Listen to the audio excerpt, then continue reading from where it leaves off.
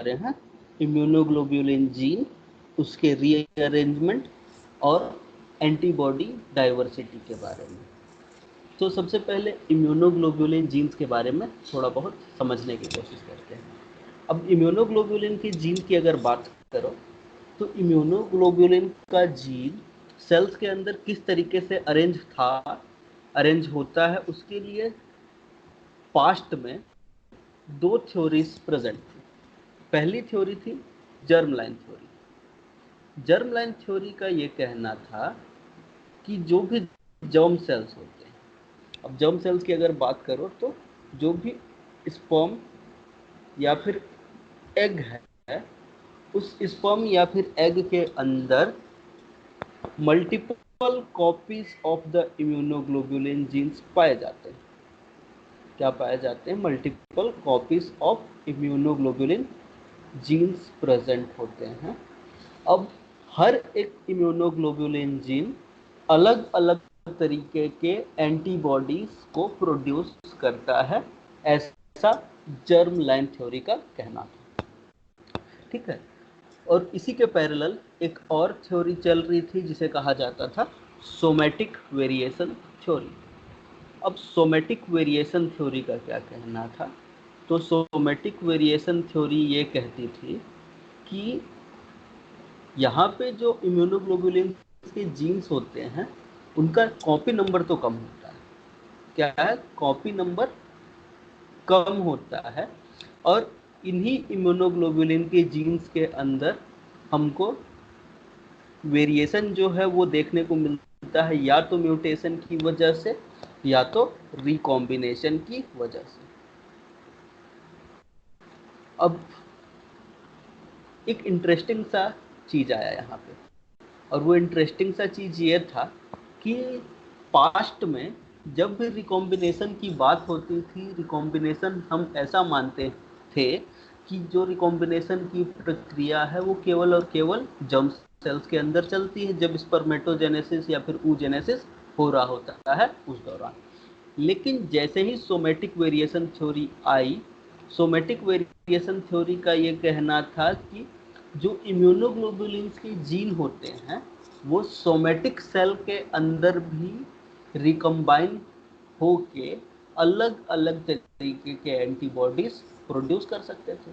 अब जब तक 70s 80s का दौर चल रहा था तब तक इन दोनों थ्योरीज के जो भी मानने वाले थे उनको उनके बीच में क्या होता रहता था? डिबेट होता रहता था कि कौन सा थ्योरी सही है और कौन सा थ्योरी गलत है। अब डिबेट का अंत कैसे हुआ? तो उसके लिए एक एक्सपेरिमेंट हुआ, और वो एक्सपेरिमेंट कुछ ऐसा था। इस एक्सपेरिमेंट के लिए जो साइंटिस्ट का ग्रुप था उन्होंने एक जर्म एक क्या किया, उन्होंने सेल को लिया, और वो सेल था तुम्हारे एम्ब्रियोनिक लिवर के सेल।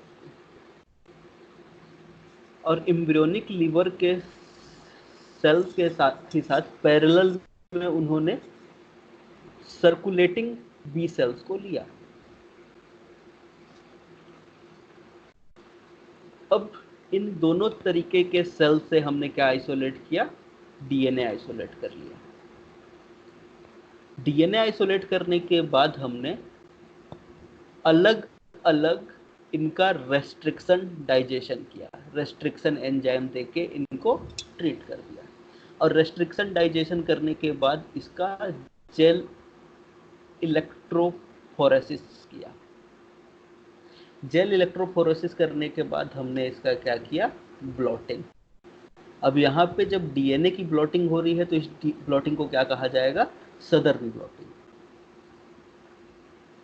तो हमने क्या किया? सदर्न ब्लॉटिंग कर दिया। अब सदर्न ब्लॉटिंग करने के बाद हम लोग को मिला एक पैटर्न। फॉर एग्जांपल ये जेल का फ्रेगमेंट है, और इस जेल के फ्रेगमेंट में जब हमने जेल के फ्रेगमेंट को हमने एनालाइज करना स्टार्ट किया तो हमको कुछ चीज़ें देखने को मिली। अब जब हमने इलेक्ट्रोफोरेसिस करने के बाद रेस्ट्रिक्शन डाइजेशन किया था। रेस्ट्रिक्शन डाइजेशन करने के बाद हमने जेल इलेक्ट्रोफोरेसिस किया। तो यहाँ पे लिवर के जो सेल्स थे उनके डीएनए का क्या हुआ होगा, बहुत सारा फ्रेगमेंट बना होगा। सेम वैसे ही बी सेल्स के डीएनए का भी क्या होगा, बहुत सारा फ्रेगमेंट बना होगा। और पहले से हमारे पास क्या था, एंटीबॉडी का सी डीएनए प्रेजेंट था। अब एंटीबॉडी के सी डीएनए को हमने क्या कर दिया था, लेबल्ड कर दिया था। रेडियो लेबलिंग के द्वारा क्या कर दिया था, इसको लेबल कर दिया गया था। और ये फॉर एग्जांपल मान लो ये है हमारा एंटीबॉडी का सी डीएनए जिसको लेबल कर दिया गया है, और इसको हमने यूज़ किया एज ए प्रोब। अब ये जो हमारा प्रोब बना है उसमें दो रीजन्स थे। एक तो एंटीबॉडी का जो वेरिएबल रीजन होता है उसका सेगमेंट था, और जो एंटीबॉडी का कांस्टेंट रीजन होता है उसका भी सेगमेंट था। अब जब हमने इसकी बाइंडिंग कराई, हाइब्रिडाइजेशन कराया, तो हमको ये देखने को मिला कि लिवर के सेल्स में ये जो प्रोब है अलग अलग जगह पे जाके बाइंड हुआ, और बी सेल्स में ये एक ही जगह पे जाके बाइंड हुआ। अब इस एक्सपेरिमेंट का कंक्लूजन क्या निकल के आ रहा है, अब कंक्लूजन ये निकल के आ रहा है कि लिवर के सेल में हो ना हो, ये जो वेरिएबल और कांस्टेंट रीजन जो है वो अलग अलग जगह पे पाया जाता है। और बी सेल्स जो सर्कुलेटिंग बी सेल्स हैं, उन सर्कुलेटिंग बी सेल्स के अंदर हमारा जो भी ये जो वेरिएबल और कांस्टेंट रीजन के जीन्स हैं वो एक दूसरे के पास पास आ जाते हैं। इसीलिए हमको क्या देखने को मिल रहा है, एक बैंड देखने को मिल रहा है बी सेल से निकाले हुए डीएनए में। जबकि लिवर में जो एम्ब्रियोनिक लिवर सेल्स था उसमें वेरिएबल और कांस्टेंट रीजन अलग अलग होता था। तो अल्टीमेटली कंक्लूजन ये निकलता है कि जो सेकेंड थ्योरी था ना, जिसको हम लोग बोल रहे थे somatic variation theory, somatic variation theory का बोलना यही था कि जो तुम्हारा वेरिएबल एंड कांस्टेंट रीजन जो है वो जो तुम्हारे जर्म लाइन सेल्स होते हैं उसमें अलग अलग जगह पे होता है। लेकिन जैसे ही बी सेल्स का मैच्योरेशन हो रहा होता है, यहाँ पे क्या होता है, रीअरेंजमेंट देखने को मिलता है। तो बी एंड सी रीजन का क्या होता है, रीअरेंजमेंट देखने को मिलता है। अब क्या इससे ये मान ले कि जर्म लाइन थ्योरी गलत हो गई? तो देखो, जर्म लाइन थ्योरी की कुछ हाइपोथेसिस जो थे वो गलत प्रूफ हो गए, लेकिन कुछ उसके पॉइंट भी वैलिड थे और कुछ सोमेटिक वेरिएशन थ्योरी के पॉइंट्स वैलिड थे। लेकिन अल्टीमेटली प्रूफ हुआ कि जो सोमेटिक वेरिएशन थ्योरी है वो ज़्यादा वैलिड थ्योरी थी, क्योंकि यहाँ पे जो भी वेरिएबल और कांस्टेंट रीजन के जीन होते थे वो अलग अलग होते थे। और इनको क्या किया जाता है, जब बी सेल का मैच्योरेशन होता है तो इनको एक साथ ले आया जाता है रिकॉम्बिनेशन प्रोसेस के द्वारा। तो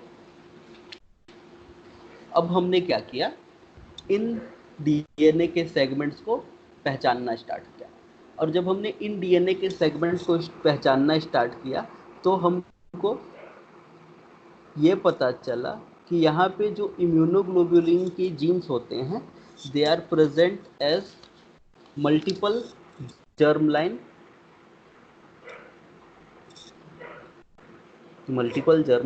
जीन सेगमेंट्स। मतलब जर्म लाइन सेल्स के अंदर जो भी इम्यूनोग्लोबुलिन के जीन होंगे उसके मल्टीपल कॉपीज होंगे, मल्टीपल वो जो है जो तुम्हारे जर्म सेल्स के अंदर ये जो इम्यूनोग्लोबुलिन के जीन है वो अलग अलग जगह पे प्रेजेंट होंगे, और जब मैच्योर होंगे तो उनको एक साथ लेके आया जाएगा। अब जब एंटीबॉडी की स्टडी हमने की थी तो हमको पता था कि जो लाइट चेन होता है वो दो तरीके का होता है, एक कापा और दूसरा लैम्डा। अब हमने ये खोज स्टार्ट की कि कापा का जो जीन है वो कौन से क्रोमोसोम पे पाया जाता है। तो हमको ये पता चला कि ह्यूमंस के अंदर ये पाया जाता है सेकेंड नंबर के क्रोमोसोम पे, जबकि माउस के अंदर कापा का जो जीन है वो पाया जाता है क्रोमोसोम नंबर 6 पे। जब हमने लेमडा के जीन को खोजा तो हमको ये देखने को मिला ह्यूमन में क्रोमोसोम नंबर 22 पे, और माउस में देखने को मिला हमको क्रोमोसोम नंबर 16 पे। अब ये तो हो गए जीन कौन से क्रोमोसोम पे प्रेजेंट होता है। फिर हम लोग ये बोल रहे हैं कि यहाँ पे एक तो वेरिएबल सेगमेंट होता है, एक होता है कांस्टेंट सेगमेंट। लेकिन जब हमने जीन की सीक्वेंसिंग की तो जीन की सीक्वेंसिंग करने के बाद हमको ये पता चला कि जो लाइट चेन होता है उस लाइट चेन में वेरिएबल और कांस्टेंट रीजन के साथ ही साथ बीच में कुछ एक्स्ट्रा न्यूक्लियोटाइड्स प्रेजेंट होते हैं, और ये एक्स्ट्रा न्यूक्लियोटाइड्स जो है वो वेरिएबल और कांस्टेंट रीजन को एक साथ ज्वाइन कर रहे होते हैं। इसीलिए इसका नाम रख दिया गया जे चेन और ज्वाइनिंग रीजन। क्या रख दिया गया? ज्वाइनिंग रीजन रख दिया गया। ठीक है, तो अब हमने ये काउंट करना स्टार्ट किया कि जो माउस है इसमें वेरिएबल के कितने सेगमेंट्स प्रेजेंट थे, जंक्शन के कितने, ज्वाइनिंग नहीं, इसको जंक्शन रीजन कहा गया क्योंकि ये वेरिएबल और कांस्टेंट के बीच में जंक्शन का काम करवा रहा, और कांस्टेंट के कितने सेगमेंट्स देखने को मिलते हैं। जब हमने स्टडी की तो हमने देखा कि माउस के अंदर कापा चेन के 300 सेगमेंट्स देखने को मिल सकते थे, 5 जंक्शन के और कांस्टेंट का एक सेगमेंट देखने को मिलता था। जबकि ह्यूमंस के अंदर वेरिएबल के 100 सेगमेंट, जंक्शन के लगभग 5 सेगमेंट और कांस्टेंट का एक सेगमेंट देखने को मिलता था। सेम जब हमने लैम्डा की स्टडी स्टार्ट की तो ह्यूमंस के केस में जो हमारा लैम्डा है वहां पे 100 वेरिएबल रीजन, 6 जंक्शन के रीजन और 6 कांस्टेंट के रीजन देखने को मिले, और माउस के अंदर 2 वेरिएबल रीजन, 4 जंक्शन और 4 कांस्टेंट रीजन देखने को मिलते हैं। सेम वहीं पे जब हमने हैवी चेन की स्टडी करी तो हमको पता था पहली बात कि हैवी चेन का जो कांस्टेंट रीजन होता है उसके अकॉर्डिंग जो एंटीबॉडीज है वो 5 तरीके के हो सकते हैं, अल्फा, गामा, डेल्टा, एप्सिलॉन और म्यू। लेकिन यहाँ पे हम कांस्टेंट रीजन की बात नहीं करते हैं, ये समझने की कोशिश करते हैं कि यहाँ पे जो हैवी चेन का जीन होता है उसमें एन टर्मिनस की तरफ तो वेरिएबल रीजन होता है और सी टर्मिनस की तरफ कांस्टेंट रीजन होता है। जैसे कि लाइट चेन में हमको क्या देखने को मिला था, एक जे रीजन देखने को मिला था, लेकिन यहाँ पे क्या देखने को मिलता है, एक एक्स्ट्रा रीजन प्रेजेंट होता है जिसे कहा जाता है D reason. D mean diversity वाला रीजन। तो हैवी चेन में वेरिएबल और कांस्टेंट के अलावा एक एक्स्ट्रा क्या है, कुछ एक्स्ट्रा सेगमेंट्स देखने को मिलते हैं जिसे कहा जाता है डाइवर्सिटी। तो वेरिएबल है, डाइवर्सिटी, जंक्शन और कांस्टेंट रीजन देखने को मिलता है हमको। फिर हमने खोजना स्टार्ट किया कि ये कौन से नंबर के क्रोमोसोम पे प्रेजेंट होता है। तो ह्यूमंस के अंदर जो हैवी चेन का जीन होता है वो प्रेजेंट होता है क्रोमोसोम नंबर 14 पे, और माउस के अंदर इसका जो जीन है होता है प्रेजेंट होता है वो क्रोमोसोम नंबर 12 पे प्रेजेंट होता है। अब इसके बाद हमने ये देखना चाहा कि इसमें ह्यूमन के केस में और माउस के केस में कितने वेरिएबल रीजन, कितने डाइवर्सिटी, कितने जंक्शन रीजन देखने को मिलते हैं। तो जब हमने माउस के केस को लिया तो यहाँ पे जो वेरिएबल रीजन था वो 300 से लेके कुछ 700-800 तक हो सकता था। जो डाइवर्सिटी वाला रीजन था वो लगभग 13 और जंक्शन वाला रीजन 4 देखने को मिलता था। जबकि ह्यूमंस के अंदर वेरिएबल वाला रीजन 100, डाइवर्सिटी के 30 और जंक्शन के 6 सेगमेंट्स देखने को मिलते थे। और इसके बाद हमको पता है series of the constant region देखने को मिलते हैं, सीरीज ऑफ कांस्टेंट रीजन। अब सीरीज बोलने का मतलब क्या है, यहाँ पे सबसे पहले म्यू होता है, उसके बाद डेल्टा होता है, उसके बाद गामा होता है, उसके बाद अल्फा होता है और उसके बाद एप्सिलॉन होता है। तो ये होता है तुम्हारे वेरिएबल रीजन का स्ट्रक्चर। कुछ अप्रोक्सीमेटली स्ट्रक्चर की बात कर रहे हैं। अब जब यहाँ पे अलग अलग सेगमेंट्स प्रेजेंट हैं, लाइट चेन के बात करें और हैवी चेन की अगर बात करें, तो लाइट चेन में हमको क्या देखने को मिला कि वेरिएबल के बाद होता है जंक्शन रीजन और उसके बाद कांस्टेंट रीजन। जबकि हैवी चेन के जीन में वेरिएबल रीजन, उसके बाद प्रेजेंट होता है डाइवर्सिटी रीजन, उसके बाद जंक्शन रीजन और उसके बाद प्रेजेंट होता है कांस्टेंट रीजन। अब नंबर को भी देखो तो नंबर क्या हो रहा है, यहाँ पे वेरी कर रहा है। कैसे वेरी कर रहा है, तो हम लोग क्या देख रहे हैं कि माउस और ह्यूमन के केस में वेरिएबल रीजन का नंबर अलग अलग हो सकता है, जंक्शन का नंबर और कांस्टेंट का नंबर क्या हो सकता है, अलग अलग हो सकता है। तो इस वेरिएबल डाइवर्सिटी और कांस्टेंट को एक साथ कैसे लेके आया जाए, ये समझने की कोशिश करते हैं। उससे पहले ये समझो कि ये अरेंज कैसे होते हैं। तो जो भी जीन होता है उसमें बहुत सारे वेरिएबल हैं, इसको हम लोग 1 2 3 करके बोल दे रहे हैं। अल्ट मान लो कि इतने सारे वेरिएबल के जीन सेगमेंट्स प्रेजेंट हैं। अब ये जो जीन सेगमेंट्स हैं वो एक दूसरे से क्या होंगे, अलग अलग डिस्टेंस पे प्रेजेंट होंगे। वेरिएबल के बाद अगर ये लाइट चेन हुआ तो यहाँ पे क्या प्रेजेंट होगा, जंक्शन होगा, और जंक्शन में भी जंक्शन के कई सेगमेंट्स हो सकते हैं। उसके बाद कांस्टेंट सेगमेंट देखने को मिल सकता है हम लोग को। तो अब ये क्वेश्चन उठता है कि जब वेरिएबल, जंक्शन और कांस्टेंट रीजन अलग अलग जगह पे प्रेजेंट है, तो ये जब यहाँ पे मैच्योर एमआरएनए का फॉर्मेशन होगा तो वेरिएबल, जंक्शन और कांस्टेंट रीजन को एक साथ लेके आएंगे कैसे हम लोग। तो वहाँ से एक और चीज़ समझने लायक हो जाती है कि यहाँ पे क्या होता है, रिकॉम्बिनेशन देखने को मिलता है हमको। और इसी रिकॉम्बिनेशन को क्या कहा जाता है, VDJ रिकॉम्बिनेशन कहा जाता है। अब देखो हैवी चेन के केस में तो डाइवर्सिटी रीजन प्रेजेंट होता है, लेकिन लाइट के केस में ये प्रेजेंट नहीं होता है। तो लाइट चेन के केस में इसे कहा जाता है VJ रिकॉम्बिनेशन, और हैवी चेन के केस में कहा जाता है VDJ रिकॉम्बिनेशन। अब ये चीज़ होती कैसे, इसको समझना पड़ेगा। तो इसको समझने से पहले हमको ये समझना पड़ेगा कि यहाँ पे कौन कौन से एंजाइम यूज होते हैं।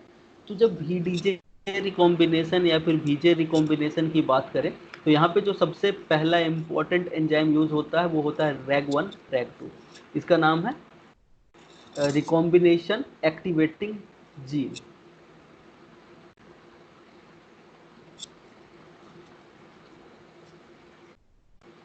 और ये रिकॉम्बिनेशन एक्टिवेटिंग जीन 1 और 2 दो अलग अलग जीन्स हैं जो कि एक ही क्रोमोसोम पे कुछ डिस्टेंस पे प्रेजेंट होता है। इससे बनने वाला जो प्रोटीन होता है वो टेट्रामर के फॉर्म में काम करता है। अब टेट्रामर के फॉर्म में कैसे काम करता है, तो यहाँ पे RAG1 के 2 सब यूनिट RAG2 के 2 सब यूनिट के साथ जाके मिल जाते हैं। फॉर एग्जांपल मान लो ये है RAG1 का सब यूनिट, ये भी है RAG1 का सब यूनिट। तो दो RAG1 के सब यूनिट RAG2 के 2 सब यूनिट के साथ मिलके एक टेट्रामर का फॉर्मेशन करते हैं। और ये जो टेट्रामर बना हुआ होता है ये रिकॉम्बिनेशन करा सकता है। ठीक है, लेकिन ये जो टेट्रामर प्रोटीन बना हुआ है, कॉम्प्लेक्स बना हुआ है, ये कहीं पे भी जाकर रिकॉम्बिनेशन करवा देगा क्या? तो नहीं। यहाँ पे क्या होता है, एक सीक्वेंस होता है जिससे कहा जाता है RSS, और ये RSS सीक्वेंस का जो फुल फॉर्म होता है उसे कहा जाता है रिकॉम्बिनेशन सिग्नल सीक्वेंस।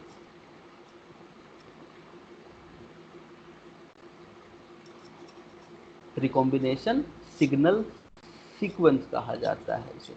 अब इसके बारे में हम लोग थोड़ा सा आराम से पढ़ लेंगे। इसके बाद दूसरा जो एंजाइम यूज होता है वो होता है टर्मिनल डीऑक्सी ट्रांसफरेज, शॉर्ट में इसे ही कहा जाता है TDT।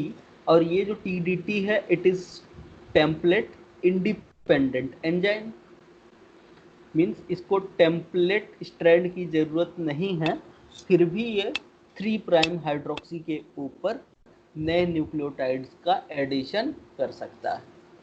ठीक है, उसके बाद जो एंजाइम्स यूज होते हैं नॉन होमोलोगस इंड ज्वाइनिंग में,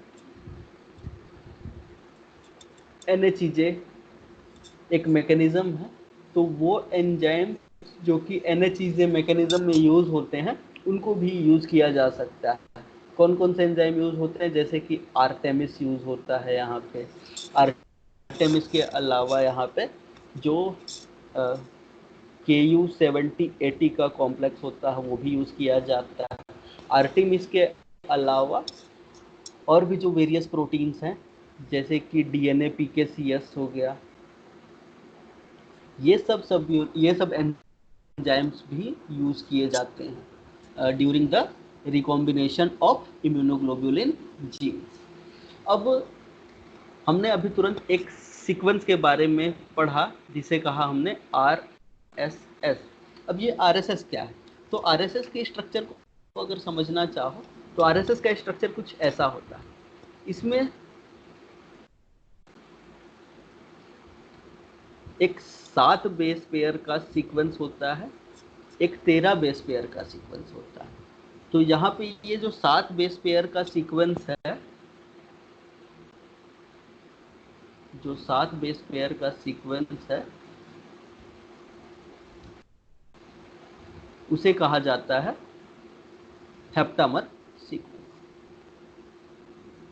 और यहाँ पे एक और सीक्वेंस होता है जो कि 9 बेस पेयर का होता है जिसे कहा जाता है नोनामर सीक्वेंस।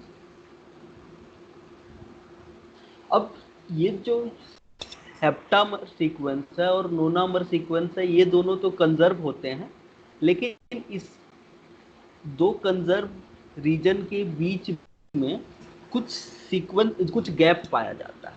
अब ये जो गैप है वो या तो 12 न्यूक्लियोटाइड का हो सकता है या तो फिर 23 न्यूक्लियोटाइड का हो सकता है। जहाँ पे 12 न्यूक्लियोटाइड का गैप होता है उसे कहा जाता है 1 टर्न RSS, लेकिन जहाँ पे 23 न्यूक्लियोटाइड का गैप होता है उसे कहा जाता है 2 टर्न RSS। अब ये 1 टर्न और 2 टर्न RSS प्रेजेंट कहाँ पे होते हैं उसको समझते हैं। तो देखो, फॉर एग्जाम्पल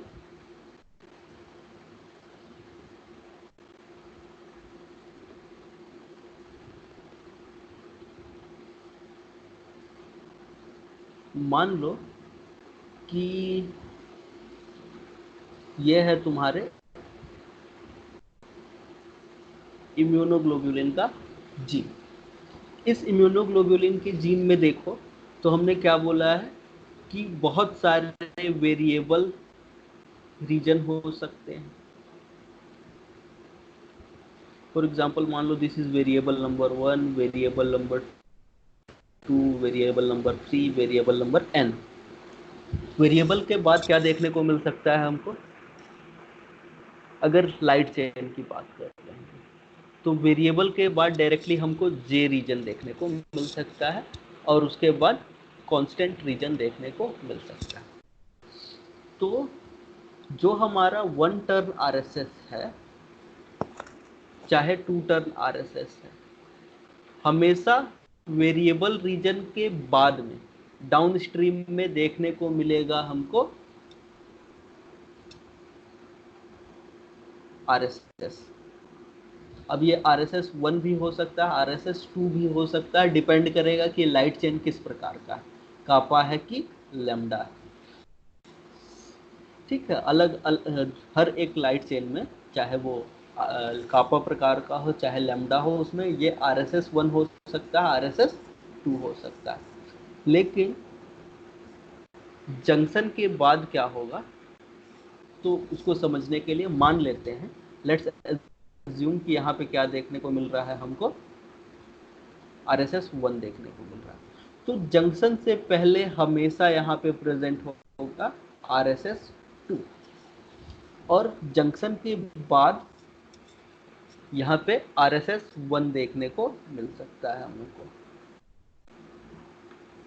और इसके अलावा कांस्टेंट से पहले हमको क्या देखने को मिल सकता है, RSS2 देखने को मिल सकता है।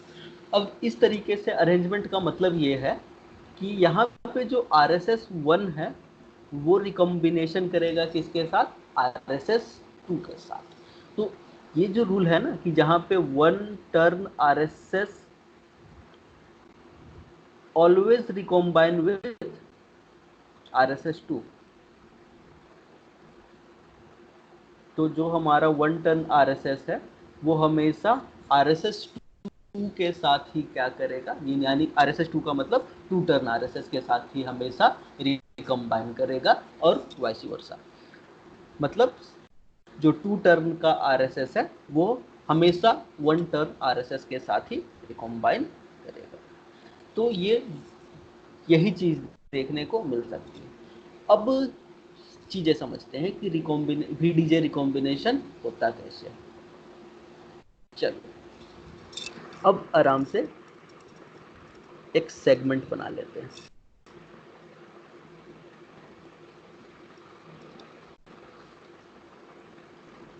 यहाँ पे ये हो गया वेरिएबल का सेगमेंट, और ये हो गया मान लो वेरिएबल 2 सेगमेंट, और ये मान लेते हैं वेरिएबल 3 सेगमेंट। वेरिएबल के डायरेक्ट बाद क्या है, यहाँ पे जंक्शन वाला सेगमेंट है, और यहाँ पे कांस्टेंट वाला सेगमेंट। तो सबसे पहले यहाँ पे अब यहाँ पे कोई भी वेरिएबल सेगमेंट चाहे 1 2 3 जाके किसी भी एक जंक्शनल वाले सेगमेंट के साथ क्या कर सकता है, रिकॉम्बाइन हो सकता है। अब ये रिकॉम्बिनेशन होगा कैसे, तो फॉर एग्जांपल मान लो कि यहाँ पे जो थर्ड वाला वेरिएबल रीजन है, इस थर्ड वाले वेरिएबल रीजन को जाके ये जो सेकेंड वाला जंक्शन रीजन है इसके साथ रिकॉम्बाइन होगा। तो अभी थोड़ी देर पहले हमने देखा कि यहाँ पे वेरिएबल के बाद मान लो कि RSS1 प्रेजेंट है, तो यहाँ पे क्या प्रेजेंट होगा, RSS2 प्रेजेंट होगा। अब RSS1 और RSS2 को पहचाना जाएगा by the enzyme RAG1 and RAG2। जैसे ही RAG1 और RAG2 इस एंजाइम को पहचानेंगे, ये जो वेरिएबल थर्ड का रीजन है ये जाके पेयर कर जाएगा विथ द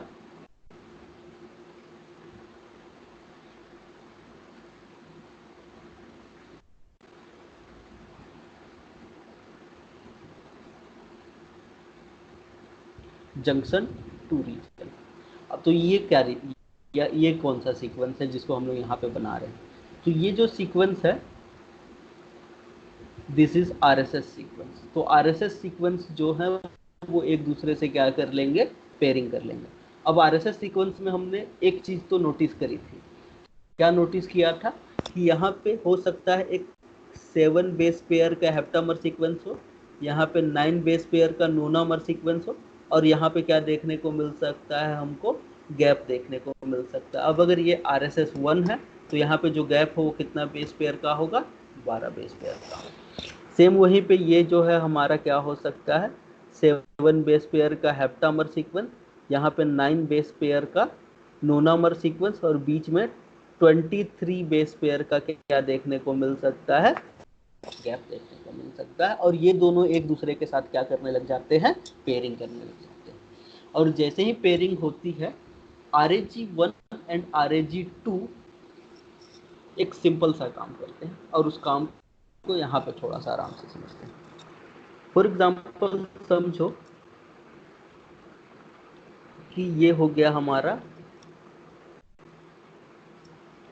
वेरिएबल 3। अब वेरिएबल 3 डीएनए है तो एक strand 5 prime to 3 prime orientation में होगा और दूसरा स्ट्रैंड जो है वो 3 प्राइम से 5 प्राइम ओरिएंटेशन में होगा। और यहाँ पे ये जो सीक्वेंस है इसको मान लेते हैं दिस इज हेप्टामर सीक्वेंस, और यहाँ पे ये जो सीक्वेंस है ये नोनामर सीक्वेंस है। 7 बेस पेयर का सीक्वेंस हो गया और ये 9 बेस पेयर का।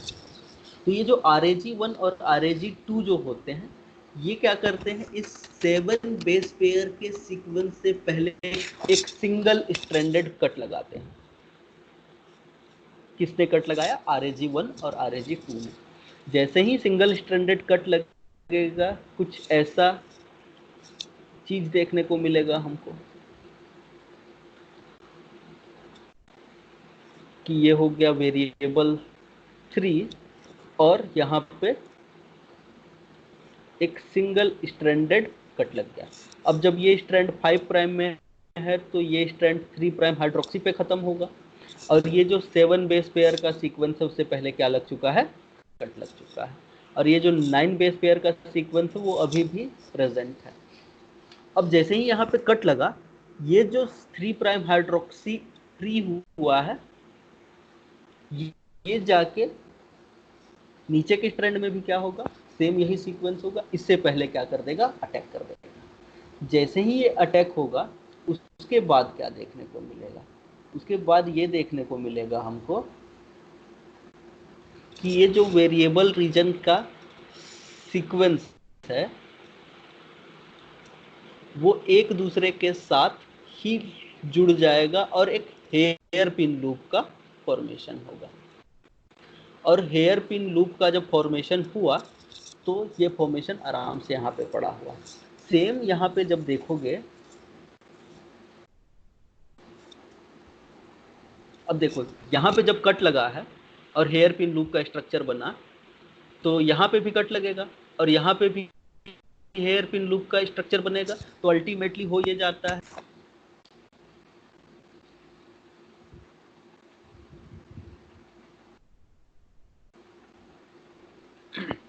कि ये रहा तुम्हारा वेरिएबल रीजन। वेरिएबल रीजन के बाद भी हेयर पिन लूप का फॉर्मेशन हो गया है और ये रहा तुम्हारा जंक्शन वाला रीजन। जंक्शन के पहले भी क्या हो चुका है? हेयर पिन लूप का फॉर्मेशन हो चुका है। और ये वाला जो बीच का सीक्वेंस है, जो बीच का सीक्वेंस है ये यहाँ से क्या हो जाएगा? डिलीट हो जाएगा। तो यहाँ से बीच वाला सीक्वेंस है उसे क्या कर दिया जाएगा? डिलीट कर दिया जाएगा। और जैसे ही इसको डिलीट कर दिया जाएगा वेरिएबल रीजन और जंक्शन रीजन एक दूसरे के पास पास प्रेजेंट हो गए। अब इसके आगे क्या होता है तो अब इसको थोड़ा सा समझना पड़ेगा। फॉर एग्जाम्पल ये था वेरिएबल रीजन और यहाँ पे कुछ सीक्वेंस प्रेजेंट था। सीक्वेंस में मान लेते हैं कि यहाँ पे प्रेजेंट था A, T, G और C और ये बन गया है तुम्हारा hair pin loop like structure. Same junction से पहले भी यही होगा कि जो जंक्शन है यहाँ पे मान लेते हैं कोई और सीक्वेंस था, for example T, T, G, G। अब यहाँ पे एक एंजाइम लोड होता है जिसका नाम होता है आर्टेमिस। अब इस आर्टेमिस का काम क्या होता है? तो ये आर्टेमिस जाके यहाँ पे कट लगा सकता है और हेयर पिन लूप को ओपन कर देगा। जैसे ही हेयर पिन लूप ओपन होगा तो यहाँ पे क्या बनेगा? पैलिंड्रोमिक रिपीट्स का फॉर्मेशन होगा। क्या चीज बनेगा यहाँ पे? सॉरी, पैलिंड्रोमिक रिपीट अभी नहीं। यहाँ पे अभी के टाइम पे क्या हो जाएगा? ये हेयर पिन लूप ओपन हो जाएगा और हेयर पिन लूप जैसे ही ओपन होगा सिंगल स्ट्रैंडेड डीएनए बन गया ATGC। और इधर भी क्या होगा? डीएनए जब ओपन होगा तो यहाँ पे क्या हो गया, GGTT, और ये है हमारा जंक्शन वाला रीजन। अब जैसे ही सिंगल स्ट्रैंडेड डीएनए है, इसको पहचाना जाएगा by the DNA repair machinery. DNA repair machinery जैसे ही इसको पहचानेगी, क्या किया जाएगा, इस गैप को फिल कर दिया जाएगा।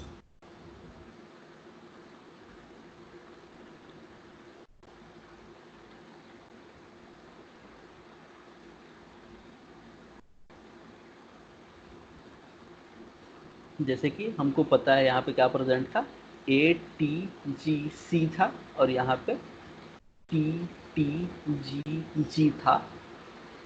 तो A के सामने T ऐड कर दिया जाएगा, तो T के सामने A, इसको ऐड कर दिया जाएगा। अब यहाँ पे देखो, तो यहाँ पे जो कट था वो स्टैगर्ड कट था, जिसमें स्टिकी एंड्स देखने को मिलते थे हमको। लेकिन जैसे ही डीएनए रिपेयर की मशीनरी, अब डीएनए रिपेयर की मशीनरी में कौन हो सकता है, तो डीएनए पॉलीमरेज यहाँ पे या तो बीटा हो सकता है, या तो यहाँ पे डीएनए पॉलीमरेज म्यू हो सकता है। मोस्ट ऑफ द केसेस में जो यहाँ पे काम करेगा, वो काम करेगा डीएनए पॉलीमरेज म्यू। अब जैसे ही इस गैप को फिल कर दिया गया, यहाँ पे कौन सा इंड बन गया, ब्लंट इंड का फॉर्मेशन हो गया। अब देखो, अगर ये लाइट चेन होता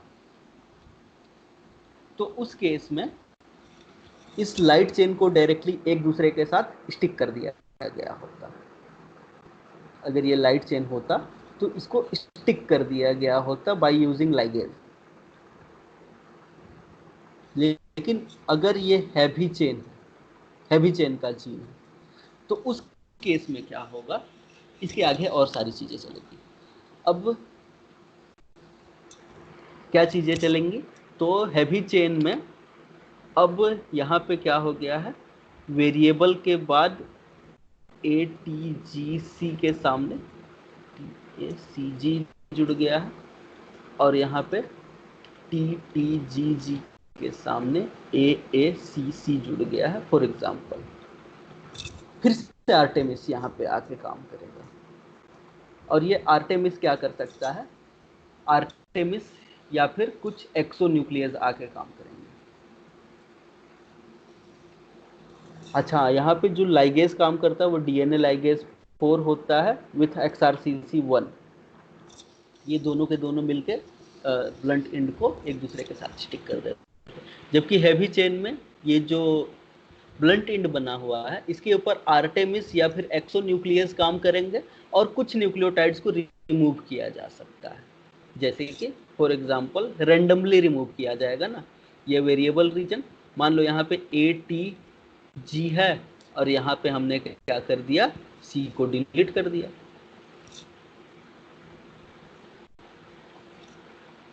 और जस्ट सेकेंड स्ट्रैंड में तुम क्या देख रहे हो कि TAC है।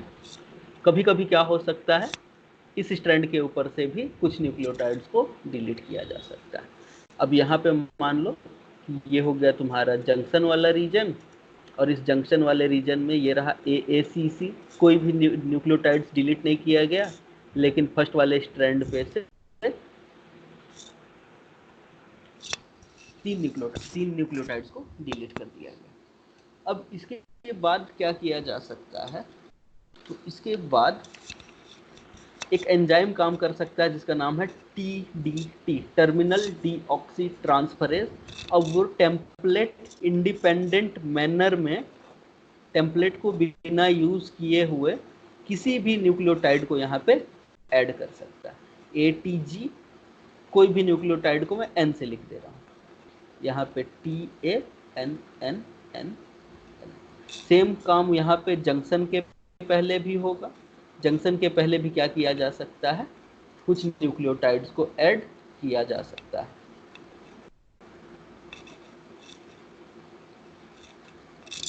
तो ये हो गया जंक्शन।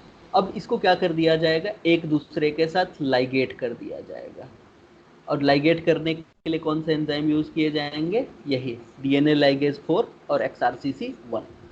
और जैसे ही ये दोनों लाइगेट हुआ, भी रीजन जो है वो किसके साथ जाके जुड़ गया, J रीजन के साथ जुड़ गया। तो अब अल्टीमेटली देखोगे तो जो तुम्हारा भी रीजन था वो जाके जे रीजन के साथ जुड़ गया। लेकिन यहाँ पे कुछ न्यूक्लियोटाइड्स थे जो कि पहले से जुड़े हुए थे, जैसे कि यहाँ पे ATGC था। अब यहाँ से कुछ चीजें तो डिलीट हुई थी, जैसे कि C डिलीट हो गया था और C की जगह पे कुछ न्यूक्लियोटाइड्स को जोड़ दिया गया था। अब यहाँ से भी कुछ चीजें डिलीट हुई थी, फॉर एग्जाम्पल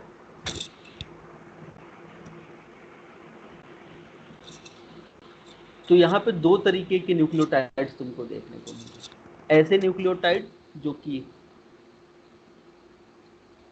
यहाँ पे डीएनए रिपेयर मशीनरी के द्वारा ऐड किए गए हैं। तो ये जो न्यूक्लियोटाइड डीएनए रिपेयर मशीनरी के द्वारा ऐड किए गए हैं, इन्हें कहा जाता है पी न्यूक्लियोटाइड एडिशन। इसे क्या कहा जाता है? पी न्यूक्लियोटाइड एडिशन कहा जाता है। इसके अलावा यहाँ पे कुछ और न्यूक्लियोटाइड ऐड किए गए हैं बाई टर्मिनल डीऑक्सी ट्रांसफरेज, इसे कहा जाता है एन न्यूक्लियोटाइड एडिशन। और इसके कारण तुम्हारा जो वेरिएबल वाला रीजन है वो जाके जंक्शन वाले रीजन के साथ ऐड हो गया। अब इसका फायदा क्या होता है? तो थोड़ी सी चीजें समझनी पड़ेगी। इसका फायदा होता है एंटीबॉडी की डाइवर्सिटी में।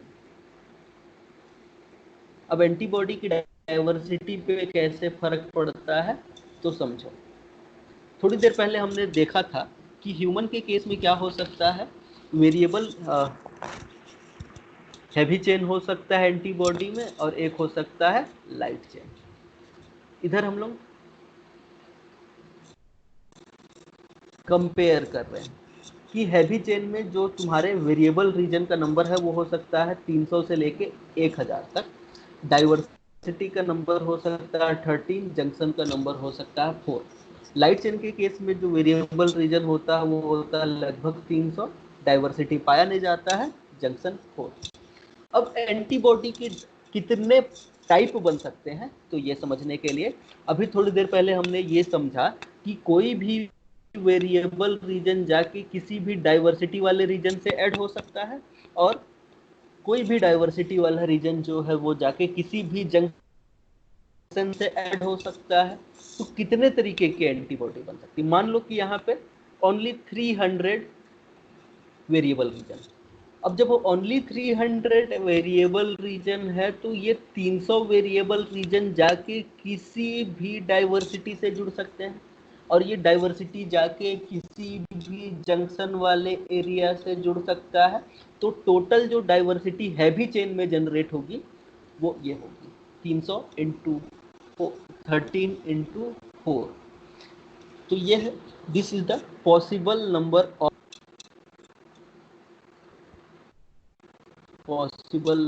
Of the combination. इतने तरीके के हैवी चेन के कॉम्बिनेशन बन सकते हैं।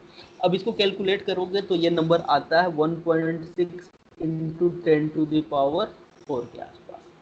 सेम वही लाइट चेन की बात करो तो लाइट चेन में क्या हो सकता है, ये जो 300 वेरिएबल डोमेन जो है वो जाके इन चारों में से किसी भी जंक्शन के साथ ऐड हो सकता है।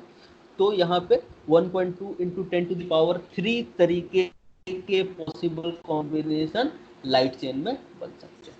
अब देखो ये कॉम्बिनेशन तो बना तुम्हारे हैवी चेन में और ये कॉम्बिनेशन बना लाइट चेन में, लेकिन अल्टीमेटली होना क्या होता है कि हैवी चेन जाके लाइट चेन के साथ जुड़ेगा। तो इतने तरीके के हैवी चेन, इतने तरीके के लाइट चेन। अब इनमें से कोई भी हैवी चेन जाके किसी भी लाइट चेन के साथ जुड़ सकता है। तो अल्टीमेटली जो नंबर ऑफ कॉम्बिनेशन होगा वो कितना हो जाएगा, 1.6 इंटू 10⁴ इंटू 1.2 इंटू 10⁻³ और ये जो वैल्यू है लगभग निकल के आता है 1.9 इंटू 10⁻⁷ बेस पेयर के आसपास। तो ओनली और ओनली देखो कॉम्बिनेशन के हिसाब से ही तो ओनली लाइट चेन और हैवी चेन में रीअरेंजमेंट के बाद कॉम्बिनेशन जो है वो 2 × 10⁻7 बेस पेयर का होता है। लेकिन जब हम लोग ऑब्जर्व करते हैं तो ये वेरिएशन 10⁻10 टाइप का हो सकता है। अब ये कैसे आता है, तो इसको समझने के लिए अब थोड़ी देर पहले हमने ये देखा कि एक्स्ट्रा जो डाइवर्सिटी है वो 3 चीजों की वजह से आ सकता है। पहला है जंक्शन का फ्लेक्सिबिलिटी,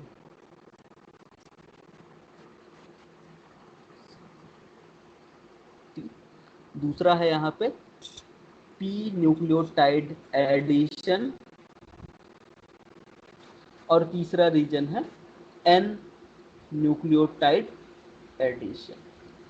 तो ये जंक्शनल फ्लेक्सिबिलिटी किसको बोला हमने, तो अभी थोड़ी देर पहले हमने ये देखा कि ये है तुम्हारा, मान लेते हैं कोई भी वेरिएबल रीजन, ये है तुम्हारा जंक्शन वाला रीजन, और यहाँ पे जो तुम्हारा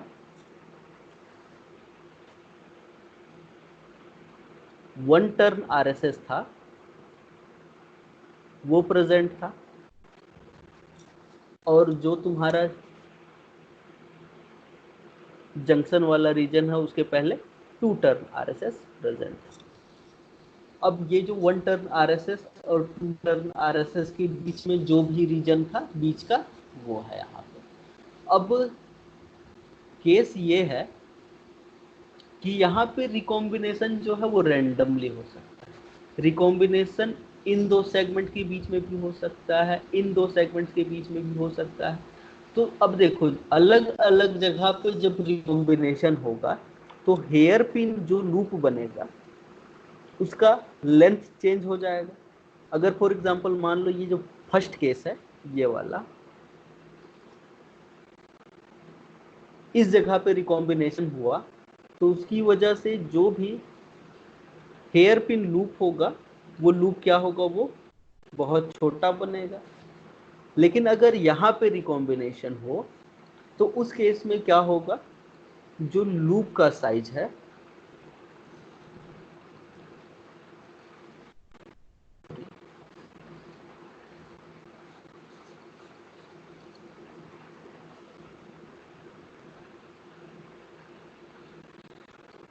अब देखो वेरिएबल डोमेन तो इतना ही था, लेकिन यहाँ पे जो लूप है हेयर पिन लूप उसका लेंथ क्या हो गया है, इंक्रीज हो गया। तो अलग अलग जगह जब रिकॉम्बिनेशन होगा तुम्हारे 1 टर्न आरएसएस और 2 टर्न आरएसएस के बीच में, अब ये तो रैंडम होगा। अब रैंडम होगा तो जो लूप का लेंथ है वो क्या हो सकता है, वेरी कर सकता है। और यही जो लूप का लेंथ वेरी कर रहा है इसे कहा जाता है जंक्शनल फ्लेक्सिबिलिटी। अब देखो इसका फर्क क्या पड़ेगा, अगर दे यहाँ पे लूप का जो साइज है वो छोटा है, तो जब यहाँ पे पी न्यूक्लियोटाइड का एडिशन होगा, पी न्यूक्लियोटाइड का एडिशन कैसे हुआ था, तो आर्टेमिस ने क्या किया था, इस लूप को ओपन कर दिया था। अब देखो लूप छोटा होगा तो लूप छोटा होगा तो जो तुम्हारा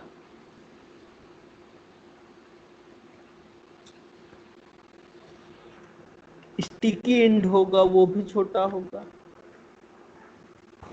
अगर लूप छोटा होगा तो जो स्टिकी एंड बना है वो भी क्या होगा, छोटा होगा। लेकिन अगर लूप बड़ा होगा तो जो स्टिकी एंड है उसका लेंथ क्या देखने को मिलेगा, हमको ज्यादा देखने को मिलेगा। अब जब लेंथ ज्यादा बड़ा होगा या फिर लेंथ छोटा होगा तो यहाँ पे जो ऐड होने वाले न्यूक्लियोटाइड्स हैं जिनको हम पी न्यूक्लियोटाइड्स कह रहे हैं, उसका लेंथ भी क्या होगा, वेरी करेगा। अब हमको पता है कि यही जो न्यूक्लियोटाइड्स हैं वो कोडॉन का फॉर्मेशन करेंगे और इसी की वजह से प्रोटीन में न्यूक्लियोटाइड्स का इनकॉर्पोरेशन होगा। तो यहाँ पे कम न्यूक्लियोटाइड्स इनकॉर्पोरेट होंगे जहाँ पे लूप छोटा है, और जहाँ पे लूप बड़ा है वहाँ पे ज़्यादा न्यूक्लियोटाइड्स इनकॉर्पोरेट होंगे, सॉरी एमिनो एसिड्स इनकॉर्पोरेट होंगे प्रोटीन में।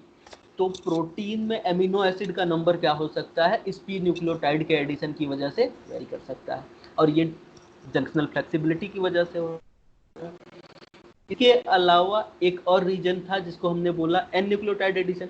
अब एन न्यूक्लियोटाइड एडिशन में होता था क्या था कि आर्टेमिस या फिर कोई एक्सोन्यूक्लियस आके डीएनए को रैंडमली क्या कर सकते थे, डिग्रेड कर सकते थे। अब जब रैंडम डिग्रेडेशन होता था तो कुछ न्यूक्लियोटाइड्स डिलीट हो जाते थे, उसके बाद टीडीटी आके वापस क्या करता था, कुछ रैंडम न्यूक्लियोटाइड्स इंसर्ट करता था। उसकी वजह से वेरिएशन क्या होता है, ज़्यादा देखने को मिलता है। और अल्टीमेटली यहाँ पे जो 10⁻7 तरीके का वेरिएशन आया था कॉम्बिनेशन की वजह से, वो कॉम्बिनेशन से बढ़ के जो तुम्हारा अल्टीमेटली डाइवर्सिटी है वो कितना निकल के आता है, 10⁻10 या फिर उससे ज़्यादा। इतने तरीके के एंटीबॉडीज का फॉर्मेशन हो सकता है ओनली और ओनली VDJ रिकॉम्बिनेशन की वजह से। तो अगर VDJ रिकॉम्बिनेशन को पॉइंट वाइज बात करें हम लोग तो क्या क्या चीज़ें हुई, आराम से हम लोग इसको डिस्कस कर सकते हैं। सबसे पहला चीज़ क्या हुआ कि यहाँ पे जर्म लाइन डीएनए था। जर्म लाइन डीएनए में वेरिएबल डाइवर्सिटी और जंक्शन वाले रीजन जो थे वो अलग अलग जगह पे प्रेजेंट थे। ठीक है, प्रेजेंट एट डिफरेंट लोकस।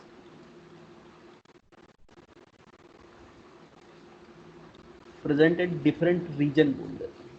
उसके बाद जो VDJ के जो सेगमेंट थे वो अलग अलग रीजन में प्रेजेंट थे।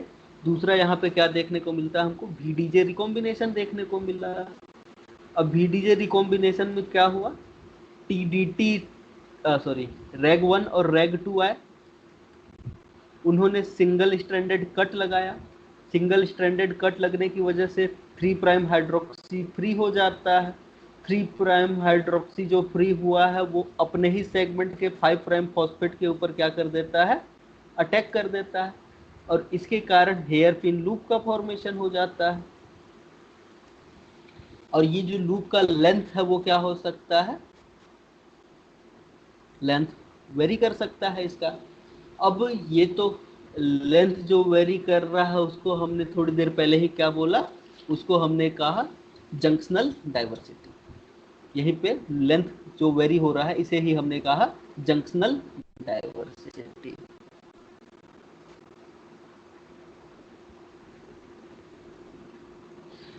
इसके बाद क्या होगा, जंक्शनल डाइवर्सिटी के बाद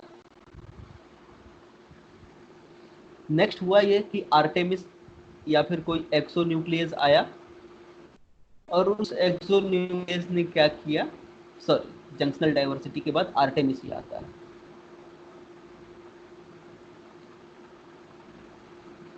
जंक्शन बनने के बाद, हेयर पिन लूप बनने के बाद आर्टेमिस आया। आर्टेमिस ने लूप को ओपन कर दिया, हेयर पिन लूप क्या हो गया, ओपन हो गया। अब हेयर पिन लूप जैसे ही ओपन हुआ, डीएनए रिपेयर मशीनरी आई, और इस डीएनए रिपेयर मशीनरी ने क्या कर दिया, उस गैप को फिल कर दिया। और जो गैप को फिल किया गया तो यहाँ पे जो एक्स्ट्रा न्यूक्लियोटाइड आएंगे, उस एक्स्ट्रा न्यूक्लियोटाइड को कहा जाता है पी न्यूक्लियोटाइड। क्या कहा जाता है इसे, पी न्यूक्लियोटाइड एडिशन कहा जाता है। अब पी न्यूक्लियोटाइड एडिशन होने के बाद एक्सोन्यूक्लियस आते हैं, और ये एक्सोन्यूक्लियस क्या करते हैं, रैंडमली कट करते हैं, रैंडमली क्लीव करते हैं डीएनए को। उसके बाद टीडीटी आता है, और ये टीडीटी क्या करता है, रैंडम एडिशन करता है। और रैंडम एडिशन की वजह से कुछ एक्स्ट्रा न्यूक्लियोटाइड आ गए यहाँ पे, और इन एक्स्ट्रा न्यूक्लियोटाइड को हमने क्या कहा, एन न्यूक्लियोटाइड एडिशन कहा। अब एक बार एन न्यूक्लियोटाइड एडिशन हो गया तो उसकी वजह से भी कुछ वेरिएशन आ सकते हैं। ठीक है, उसके बाद डीएनए को लाइगेट कर दिया गया, और डीएनए को लाइगेट किया गया एंजाइम के द्वारा जिसका नाम है डीएनए लाइगेज 4। किसके साथ? XRCC के साथ मिलकर, XRCC 1 के साथ मिलकर डीएनए को क्या कर दिया जाता है? लाइगेट कर दिया जाता है। तो ये प्रोसेस था VDJ रिकॉम्बिनेशन का, और VDJ रिकॉम्बिनेशन की वजह से 10 to the power 10 तरीके के एंटीबॉडीज के वेरिएंट्स बन सकते हैं, लेकिन इससे भी ज़्यादा वेरिएशन आ सकता है। अब उससे ज़्यादा वेरिएशन किसकी वजह से आ सकता है? तो एक और प्रोसेस चलता है एक्टिवेटेड B या फिर T सेल में, जिसे कहा जाता है somatic hyper mutation. Somatic hyper mutation में क्या होता है? जैसे ही B सेल एक्टिवेट हो जाते हैं, वैसे ही इसके अंदर जो इम्यूनोग्लोबुलिन की जीन होते हैं, वहां पे म्यूटेशन का रेट कई फोल्ड इंक्रीज हो जाता है, कई गुना बढ़ जाता है म्यूटेशन का रेट। और म्यूटेशन का रेट कई गुना बढ़ने की वजह डिफरेंट तरीके की एंटीबॉडी बनती है, और ये जो एंटीबॉडी बनेगा इसके पास डिफरेंट एफिनिटी होगी फॉर द एंटीजन। अब देखो अलग अलग तरीके की एंटीबॉडी बन रही है, तो इसकी एफिनिटी भी क्या होगी? अलग अलग होगी। तो इस एंटीबॉडी में से हम क्या कर सकते हैं? कुछ पर्टिकुलर तरीके की एंटीबॉडी को सेलेक्ट कर सकते हैं, और उन एंटीबॉडी को सेलेक्ट करेंगे जिसकी एफिनिटी क्या होगी? हाई होगी। तो ये जो सिलेक्शन का प्रोसेस हुआ, जिसमें हमने सबसे पहले तो म्यूटेशन का रेट इंक्रीज कर दिया, जिसके कारण अलग अलग एफिनिटी वाली एंटीबॉडीज का फॉर्मेशन हुआ। इसमें से जो हाई एंटीबॉडीज है उनको सेलेक्ट किया जाता है और उनका पॉपुलेशन इंक्रीज किया जाता है किसी भी एक एंटीजन के अगेंस्ट में। ये प्रोसेस कहलाता है एफिनिटी मैच्योरेशन। ये प्रोसेस क्या कहलाता है? एफिनिटी मैच्योरेशन कहलाता है। तो सोमेटिक हाइपर म्यूटेशन क्या होता है, ये चीज समझ में आ गया होगा कि बी सेल्स जैसे ही एक्टिवेट होते हैं, ये इसके अंदर म्यूटेशन का रेट कई गुना इंक्रीज हो जाता है, और म्यूटेशन का रेट कई गुना इंक्रीज होने के कारण अलग अलग तरीके के mutants form of the gene बनेगा, जिसके कारण अलग अलग तरीके की एंटीबॉडीज बनेगी, और इस एंटीबॉडीज के अंदर अलग अलग तरीके की एफिनिटी होगी। अब ये होता कहाँ पे है? तो हमेशा सोमेटिक हाइपर म्यूटेशन होता है सेकेंडरी लिम्फोइड ऑर्गन के जर्मिनल सेंटर्स। तो सेकेंडरी लिम्फोइड ऑर्गन के जर्मिनल सेंटर्स के अंदर सोमेटिक हाइपर म्यूटेशन देखने को मिल सकता है, और इसके कारण एफिनिटी मैच्योरेशन देखने को मिल सकता है। तो अब अल्टीमेटली ये चीज हो गई। अब हम लोग क्या करते हैं, जो बी और हैवी और लाइट चेन में जो रीअरेंजमेंट हुआ उसको साइड बाय साइड कंपेयर कर लेते हैं। इधर हम लोग लाइट चेन में क्या हो रहा है वो समझ लेते हैं, और इधर हैवी चेन में क्या हो रहा है वो समझ लेते हैं। तो उसको समझने से पहले ये समझते हैं कि जो लाइट चेन है और जो हैवी चेन है, उसमें लाइट चेन में कई वेरिएबल रीजन है,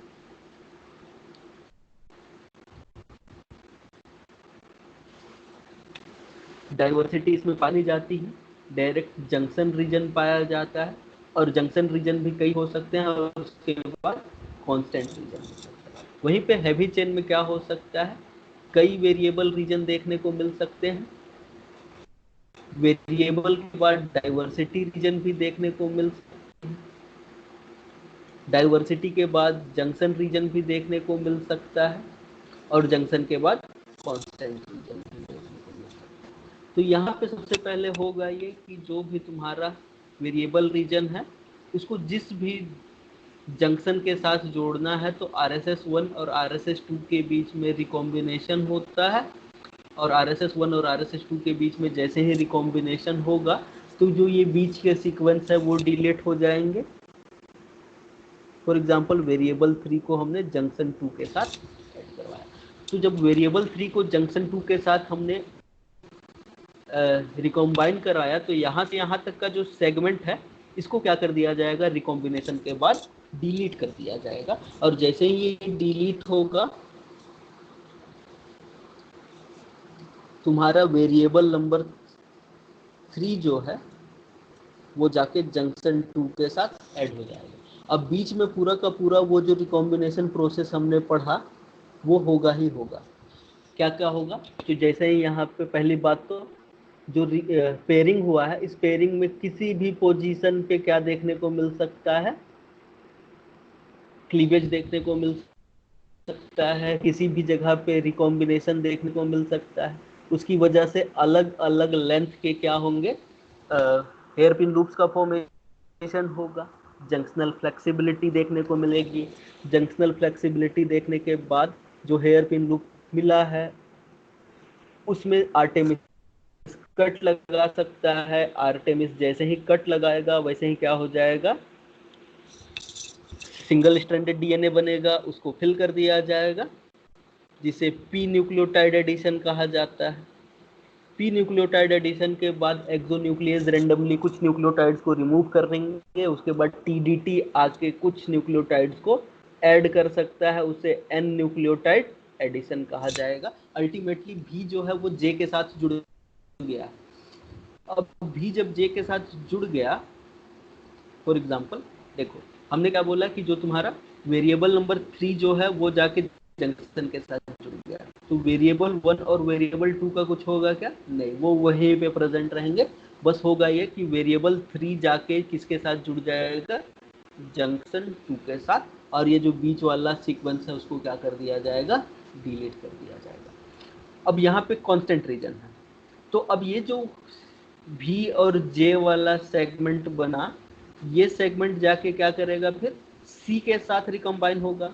तो यहाँ पे भी क्या देखने को मिलेगा, हमको आरएसएस देखने को मिलेगा, और ये आरएसएस जाके दूसरे आरएसएस के साथ रिकम्बाइन करेगा, और अल्टीमेटली तो तुम्हारा एंटीबॉडी का लाइट चेन है उसमें वेरिएबल जंक्शन और कांस्टेंट रीजन सेम डीएनए के ऊपर आ जाएगा।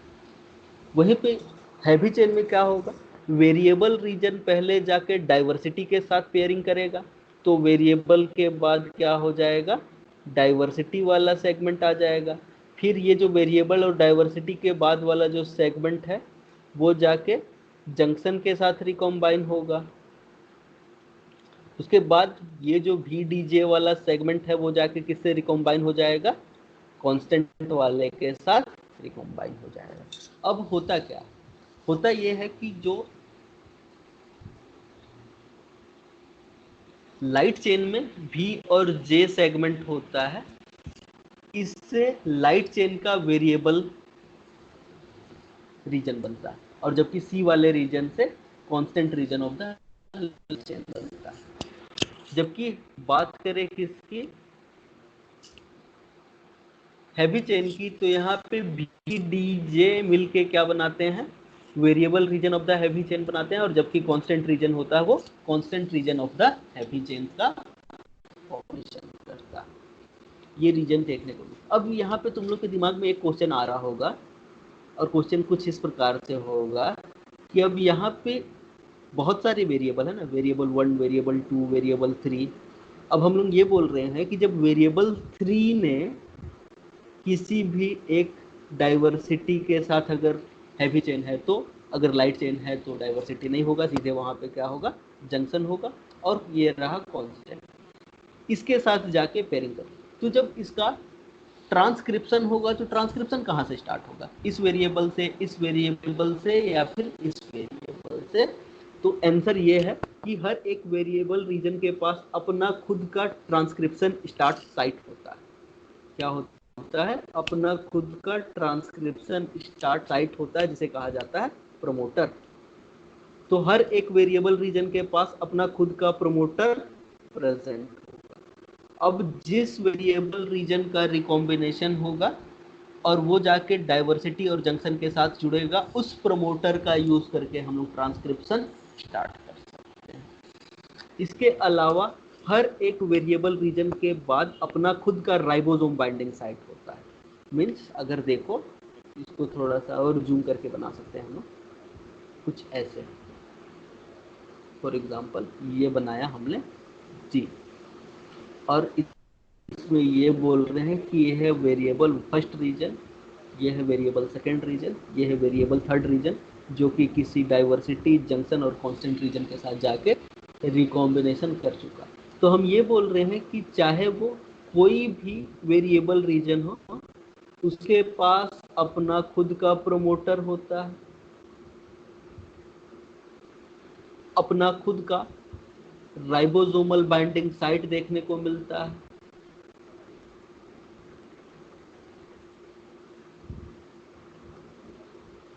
और साथ ही साथ इसके अलावा अपने खुद का सिग्नल सीक्वेंस देखने को मिलता है। तो सेम कहानी यहां पे भी होगी। इस वाले वेरिएबल का अपना खुद प्रमोटर होगा, अपना खुद का राइबोसोमल बाइंडिंग साइट होगा, और अपने खुद का सिग्नल सीक्वेंस होगा। तो अब ये तीन सीक्वेंस का काम क्या होता है? तो प्रमोटर का काम होता है, यहां से ट्रांसक्रिप्शन स्टार्ट होता है।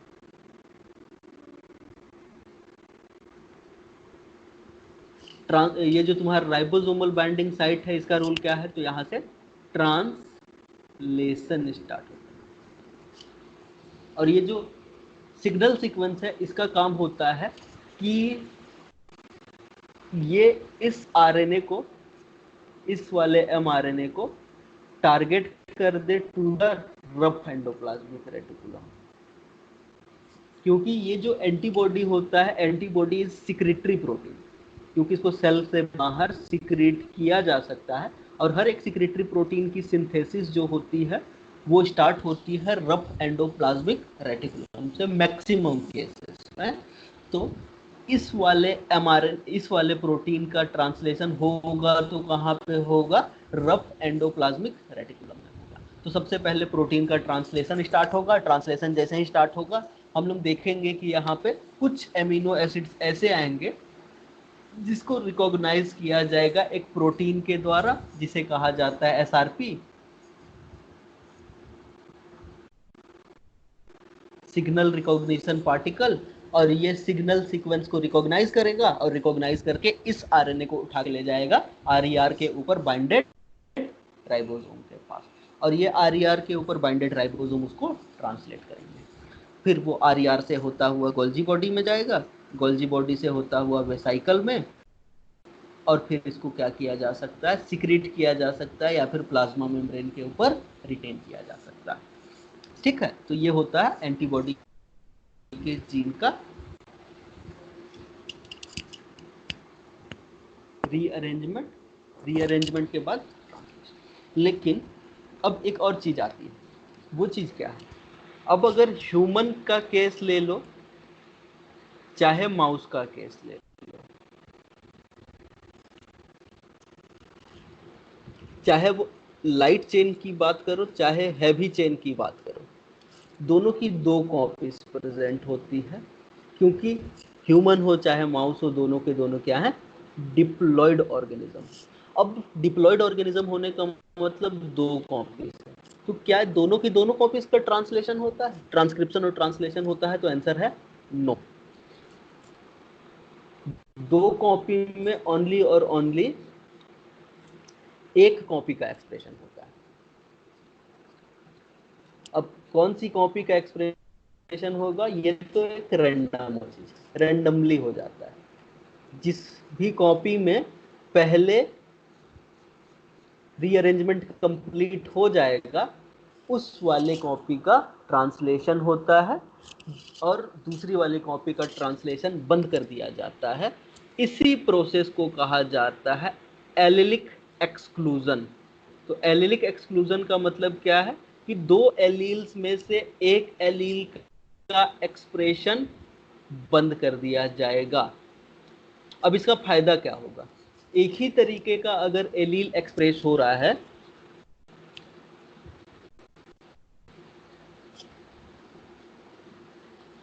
तो उसकी वजह से सेम तरीके के एंटीबॉडीज प्रोड्यूस हो सकते हैं।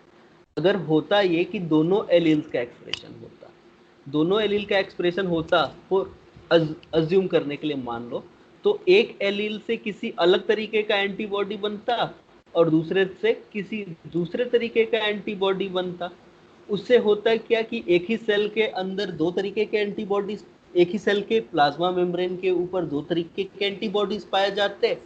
उसके कारण जो सेल्फ रिएक्टिव एंटीबॉडीज है उनका सिलेक्शन थोड़ा सा प्रॉब्लमेटिक हो जाता। एक एलील के एक्सप्रेशन की वजह से एक सेल के ऊपर एक ही तरीके का एंटीबॉडी प्रोड्यूस होगा, तो सिलेक्शन प्रोसेस जो है वो थोड़ा सा इजी हो जाता है। पहला चीज तो ये। अब बार बार जब भी हम लोग एंटीबॉडी के बारे में पढ़ रहे हैं, हम लोग ये बोल रहे हैं अब या तो एंटीबॉडी सिक्रेटरी हो सकता है या तो फिर मेम्ब्रेन बाउंड हो सकता है। अब एंटीबॉडी सिक्रेटरी होगा कि मेम्ब्रेन बाउंड होगा, डिपेंड किसके ऊपर करता है? अल्टरनेट स्प्लाइसिंग के ऊपर। अल्टरनेट स्प्लाइसिंग में भी एक इंपॉर्टेंट फिनोमिनन है जिसको कहा जाता है अल्टरनेट पॉलीएडिनाइलेशन। इस प्रोसेस के द्वारा ये डिसाइड किया जाता है कि जो हमारा एंटीबॉडी है वो मेम्ब्रेन बाउंड होगा कि सिक्रेटरी होगा। कैसे? तो सिंपल सा चीज समझो। मान लो लीडीजे रिकॉम्बिनेशन कंप्लीट हो गया है, ये रहा कांस्टेंट रीजन। अब कांस्टेंट रीजन के बाद देखो दो पॉलीएडिनाइलेशन साइट होता है, एक पॉलीएडिनाइलेशन साइट 1 और ये रहा पॉलीएडिनाइलेशन साइट 2। इसको हम लोग बोल दे रहे हैं पॉली ए साइट 1 और इसको बोल दे रहे हैं पॉली ए साइट 2। अब दो तरीके के सेल्स हैं, एक नेव बी सेल है। नेव बी सेल किसको बोलते हैं? ऐसा बी सेल जिसने अभी तक एंटीजन के साथ कोई भी एनकाउंटर नहीं किया। उसमें होता यह है कि ये रिकॉग्नाइज करता है सेकेंड साइट को। अब जब सेकेंड साइट को रिकॉग्नाइज किया जाएगा तो फॉर एग्जांपल मान लो कि प्रोमोटर ये रहा, ट्रांसक्रिप्शन यहाँ से स्टार्ट होगा, तो जब तक पॉलीएडिनाइलेशन साइट ना आ जाए ट्रांसक्रिप्शन बंद नहीं करवाया जाएगा। तो कांस्टेंट रीजन के बाद कुछ एक्स्ट्रा सेगमेंट्स आ जाते हैं और इस एक्स्ट्रा सेगमेंट में ही वो सीक्वेंस होता है जो कि ट्रांस मेम्ब्रेन हो सकता है, मतलब प्लाज्मा मेम्ब्रेन में प्रेजेंट हो सकता है। लेकिन जैसे ही ये नेब सेल एक्टिवेट होगा और ये एक्टिवेट होकर डिफरेंशिएट हो जाएगा प्लाज्मा सेल में, तो ये प्लाज्मा सेल किसको रिकॉग्नाइज करेगा? वो रिकॉग्नाइज करेगा साइट 1 को। अब साइट 1 को जैसे ही रिकॉग्नाइज करेंगे हम, तो उस केस में जो ट्रांसक्रिप्शन है वो ओनली और ओनली इस साइट तक चलेगा, तो जो ट्रांस मेम्ब्रेन सेगमेंट है वो नहीं आ पाएगा। ट्रांस मेम्ब्रेन सेगमेंट नहीं आ पाएगा तो प्लाज्मा मेम्ब्रेन पे ये प्रोटीन ना रुक के इसको क्या कर दिया जाएगा? सेल के बाहर सिक्रेट कर दिया जाएगा। ये तो रही पहली बात। दूसरी बात, अब दूसरी बात क्या है? हम ये बोल रहे हैं कि फॉर एग्जांपल ये हो गया तुम्हारा VDJ रिकॉम्बिनेशन कंप्लीट। अब कांस्टेंट रीजन की बात करें तो हमको पता है कि जो हैवी चेन होता है, हैवी चेन में कांस्टेंट रीजन जो है वो खुद 5 तरीके हो सकते हैं। म्यू तरीके का हो सकता है, डेल्टा तरीके का हो सकता है, गामा तरीके का हो सकता है। अब गामा भी खुद 4 तरीके का हो सकता है, गामा 1, गामा 2, गामा 3, गामा 4। उसके बाद कांस्टेंट रीजन हो सकता है अल्फा तरीके का, अल्फा खुद 2 तरीके का हो सकता है, अल्फा 1, अल्फा 2, और कांस्टेंट रीजन एप्सिलॉन तरीके का हो सकता है। तो एंटीबॉडी के कौन से फॉर्म को, एंटीबॉडी में किस हैवी चेन का एक्सप्रेशन करवाना है, ये भी डिपेंड करता है अल्टरनेट स्प्लाइसिंग के ऊपर। अल्टरनेट स्प्लाइसिंग ही ये डिसाइड करता है कि कौन से वाले हैवी चेन को एक्सप्रेस किया जाएगा। हाँ, हैवी चेन के कौन से टाइप को एक्सप्रेस किया जाएगा। देखो अब सबसे पहला वाला जो कांस्टेंट रीजन होता है वो म्यू होता है। तो जब तक एंटीबॉडी मतलब नेब बी सेल है, नेब बी सेल में अपने आप जो फर्स्ट एंटीबॉडी बनता है वो होता है आईजीएम। और आईजीएम क्यों? क्योंकि यहाँ पे जो पहला कांस्टेंट रीजन है वो क्रू टाइप का है, तो बाय डिफॉल्ट जो पहला एंटीबॉडी बनता है वो होता है आईजीएम। और ये जो आईजीएम होता है वो प्लाज्मा मेम्ब्रेन बाउंडेड होता है, प्लाज्मा मेम्ब्रेन के ऊपर बाउंडेड होता है। लेकिन हमको पता है कि कुछ बी सेल्स के अंदर डी जो होता है आईजीडी, वो भी क्या हो सकता है, प्लाज्मा मेम्ब्रेन के ऊपर प्रेजेंट हो सकता है,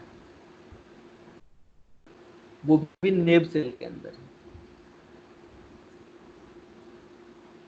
ये कैसे संभव है? तो ये भी संभव है by alternate splicing. Alternate splicing की वजह से ये डिसाइड हो सकता है कि बी सेल के ऊपर आईजीएम आएगा कि आईजीडी आएगा। अब एक बार जैसे ही ये चीज हो उसके बाद क्या होगा, तो उसके बाद एक और मैकेनिज्म होता है जिसे कहा जाता है क्लास स्विचिंग। अब व्हाट इज क्लास स्विचिंग?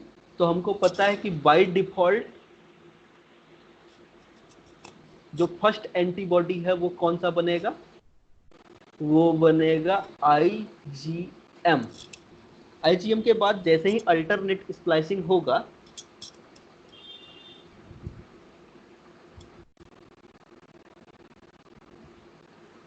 इसकी वजह से आईजीएम की जगह पे क्या एक्सप्रेस हो सकता है, आईजीडी हो सकता है। अब ये अल्टरनेट स्प्लाइसिंग कब होगा? तो जैसे ही यहाँ पे टी हेल्पर सेल एक्टिवेट होंगे, और टी हेल्पर सेल के एक्टिवेशन के बाद यहाँ पे इंटरल्यूकिन 4 को सिक्रीट कर दिया जाएगा, तब जाके यहाँ पे अल्टरनेट स्प्लाइसिंग स्टार्ट होगी और आईजीडी बने। आईजीडी के अलावा यहाँ पे अब रिकॉम्बिनेशन प्रोसेस होगा आईजीडी के बाद। जो तीसरे तरीके का एंटीबॉडी हो सकता है वो हो सकता है आईजीजी। चौथे तरीके का जो एंटीबॉडी बन सकता है वो बन सकता है आईजीए। और सबसे लास्ट में जो एंटीबॉडी बनती है वो होती है आईजीई। अब इस तरीके से क्या होगा, इंटरल्यूकिन्स के प्रभाव में अलग अलग तरीके की एंटीबॉडी की क्लास बन सकती है, और इस मैकेनिज्म को कहा जाता है क्लास स्विचिंग रिएक्शन। ठीक है, ये हो गया क्लास स्विचिंग रिएक्शन। तो ये सब चीज देखने को मिलता है हमको बी सेल्स में। इसके अलावा टी सेल्स की बात कर लेते हैं जल्दी से। अब टी सेल्स की बात करो तो टी सेल्स में क्या देखने को मिलता है? तो सबसे पहले ये समझो कि हमने टी सेल्स के जो रिसेप्टर हैं, टीसीआर शॉर्ट में जिसको मैं लिख रहा हूँ, टी सेल के रिसेप्टर्स का जीन का खोज कैसे हुआ। तो टीसीआर के जीन की खोज कुछ इस प्रकार से है। हमने क्या किया, एक टी सेल हाइब्रिडोमा लिया।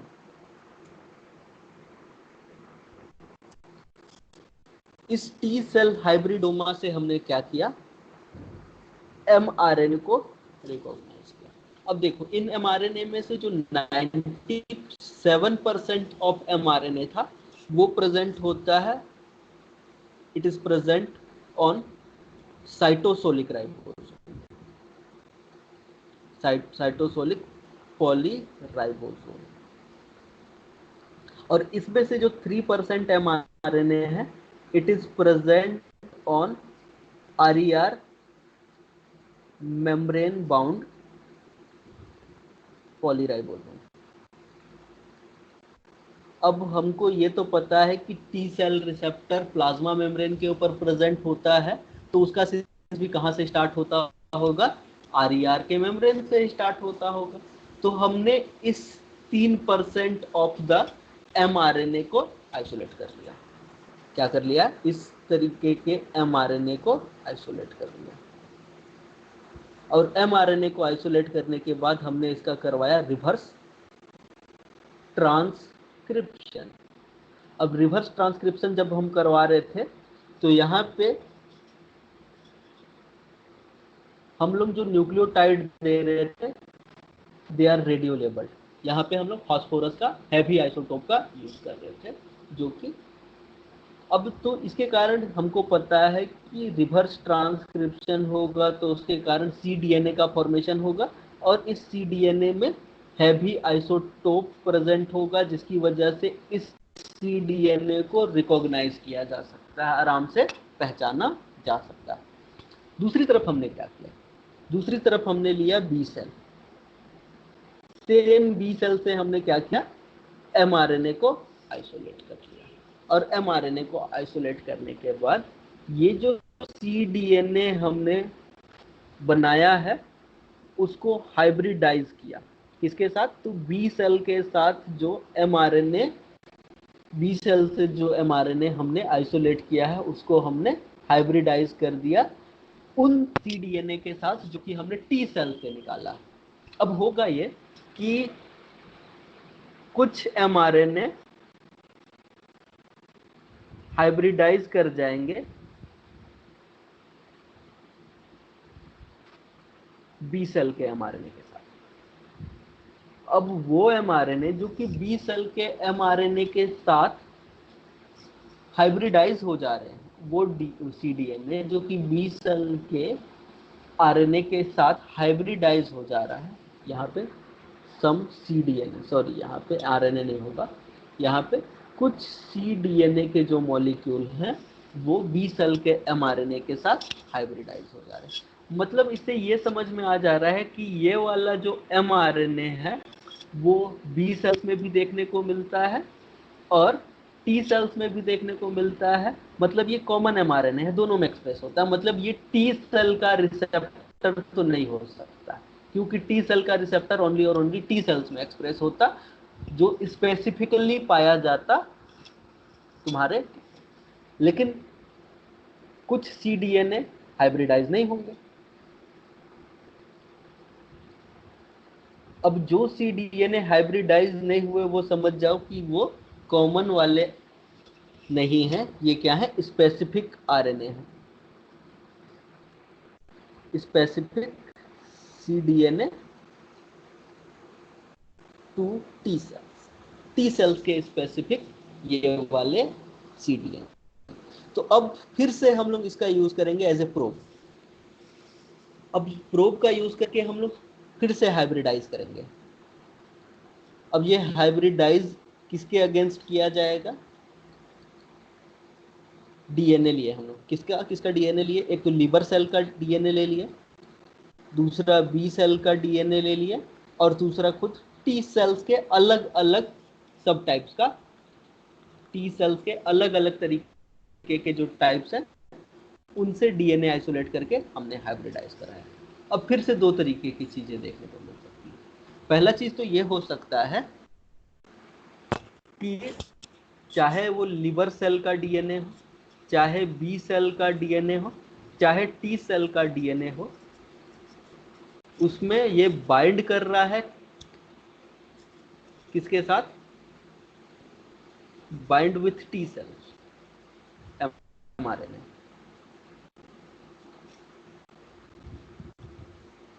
सॉरी mRNA, यहाँ तो हमने डीएनए आइसोलेट किया है ना, तो ये सबके डीएनए के साथ बाइंड करेगा। क्यों, अब सबके डीएनए के साथ क्यों बाइंडिंग होगी यहाँ पे, क्योंकि देखो टी सेल का रिसेप्टर इसमें भी प्रेजेंट होगा, इसमें भी प्रेजेंट होगा, और टी सेल्स के पास खुद प्रेजेंट होगा, सबके साथ बाइंड करेगा, लेकिन जो बाइंडिंग पैटर्न होगा वो सब में सेम होगा। अब बाइंडिंग पैटर्न सेम होने का मतलब क्या है, यहाँ पे रीअरेंजमेंट नहीं हो रहा है। अब रीअरेंजमेंट नहीं हो रहा है मतलब ये टी सेल रिसेप्टर का जीन नहीं हो सकता। लेकिन कुछ cDNA जब बाइंड तो करेंगे किसके डीएनए के साथ, लीवर से जो आइसोलेट किए हैं, बी सेल के से जो आइसोलेट किए हैं, और टी सेल से जो आइसोलेट किए हैं। लेकिन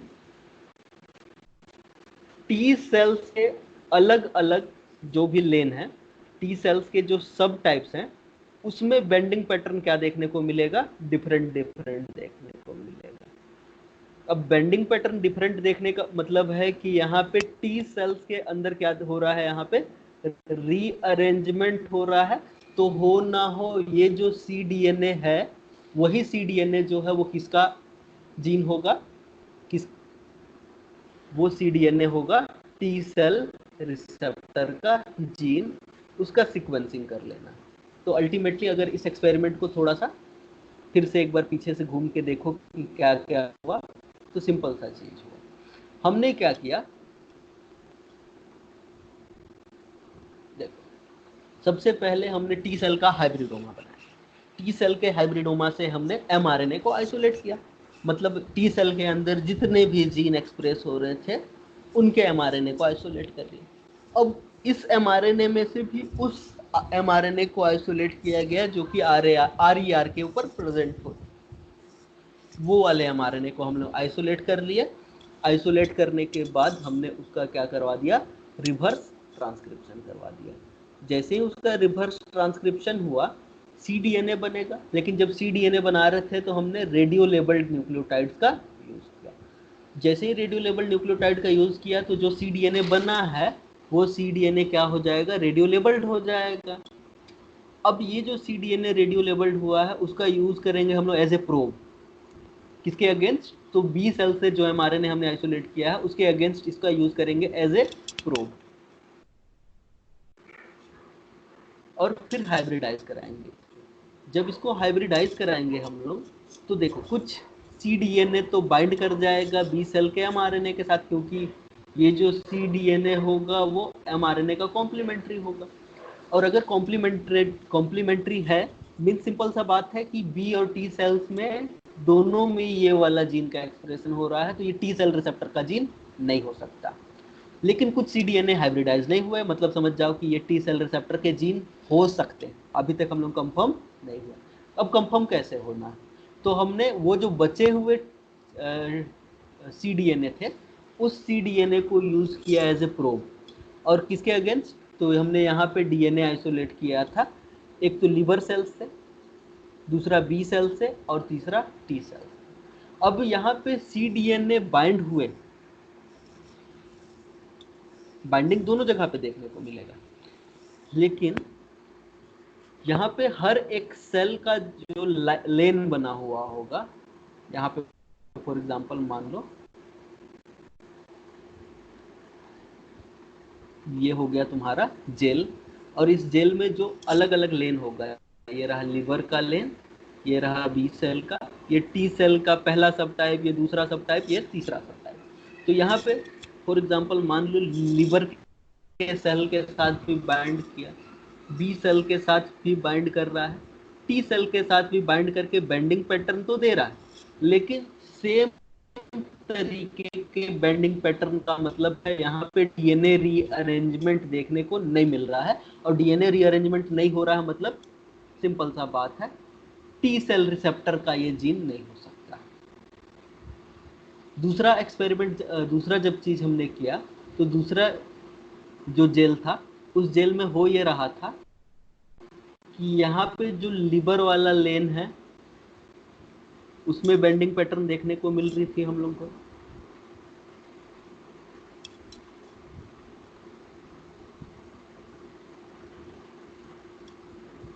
हम लोग को बी सेल वाले में भी बेंडिंग पैटर्न देखने को मिल रहा था, लेकिन टी सेल वाले में बेंडिंग पैटर्न में क्या देखने को मिल रहा था, बहुत ज़्यादा वेरिएशन देखने को मिल रहा था। अब देखो लीवर के अंदर टी सेल का जो जीन है उसमें रीअरेंजमेंट तो होगा नहीं, बी सेल में भी टी सेल का जो जीन है उसका रीअरेंजमेंट होगा नहीं, लेकिन टी सेल्स के अलग अलग प्रकार में अलग अलग तरीके से रीअरेंजमेंट होगा, उसकी वजह से अलग अलग बेंडिंग पैटर्न आया। तो हम लोग ये समझ गए कि ये वाला जो cDNA है वो किसका है, टी सेल रिसेप्टर का जीन है। अब टी सेल रिसेप्टर के जीन को हम लोग ने ये समझ आइसोलेट कर लिया। अब जब आइसोलेट किया तो हमको पता चला कि टी सेल रिसेप्टर के जो जीन्स हैं, यानी कि टी सेल से जो रिसेप्टर बनता है वो 4 अलग अलग सब यूनिट से बन सकता है, अल्फा, बीटा, गामा और डेल्टा। यहाँ पे अल्फा और बीटा एक दूसरे के साथ मिलकर हेटेरोडाइमर बनाते हैं, एक तरीके का टी सेल रिसेप्टर बनता है। यहाँ पे जो गामा और डेल्टा होते हैं वो दूसरे तरीके का टी सेल रिसेप्टर का फॉर्मेशन कर सकते हैं। तो दो तरीके के टीसीआर होते हैं। टीसीआर के टाइप को देखो तो वो कितने तरीके के हो सकते हैं, दो तरीके के। एक तो अल्फा बीटा टाइप के हो सकते हैं, दूसरा गामा डेल्टा टाइप के हो सकते हैं। अब जीन की बात करते हैं, तो हम लोग पहले बात करते हैं बीटा के चेन के जीन की। अब बीटा चेन की जीन की जब हम लोग बात करते हैं तो यहाँ पे ये देखने को मिलता है कि 22 वेरिएबल रीजन है। उसके बाद दो क्लस्टर में डाइवर्सिटी, जंक्शन और कांस्टेंट रीजन देखने को मिल रहा है। तो बीटा चेन में हो गया तुम्हारा 22 वेरिएबल रीजन, दो डाइवर्सिटी, दो जंक्शन और दो कांस्टेंट रीजन। क्लस्टर्स में प्रेजेंट है ना, क्लस्टर में प्रेजेंट होने का मतलब दो अलग अलग क्लस्टर का फॉर्मेशन हो रहा है। सेम जब हमने किसकी बात करी, हमने बात करी अल्फा चेन की। अल्फा चेन में क्या देखने को मिलता है हमको, 128 वेरिएबल रीजन देखने को मिलते हैं, 40 copy of the junction region देखने को मिलता है, एक copy of the constant region देखने को मिलता है। ठीक है, सेम वही नेक्स्ट हमने बात करी किसकी, डेल्टा चेन की। डेल्टा चेन में क्या होता है, तो 15 वेरिएबल रीजन है, दो डाइवर्सिटी वाले रीजन है, दो जंक्शन वाले रीजन है, एक कांस्टेंट रीजन है। और वहीं पे जब गामा चेन को देखते हैं हम, तो गामा चेन जो होता है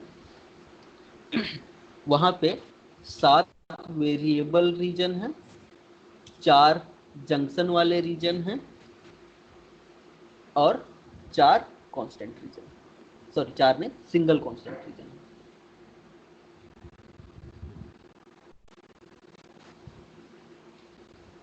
सिंगल कांस्टेंट रीजन। तो ये हो गया अलग अलग तरीके के टी सेल रिसेप्टर के जीन और उसका रीअरेंजमेंट।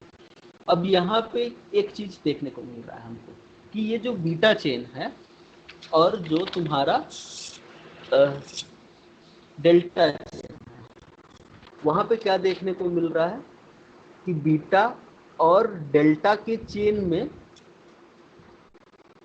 वेरिएबल, डाइवर्सिटी और जंक्शन दोनों का दोनों रीजन है, तो यहाँ पे VDJ रिकॉम्बिनेशन देखने को मिलेगा।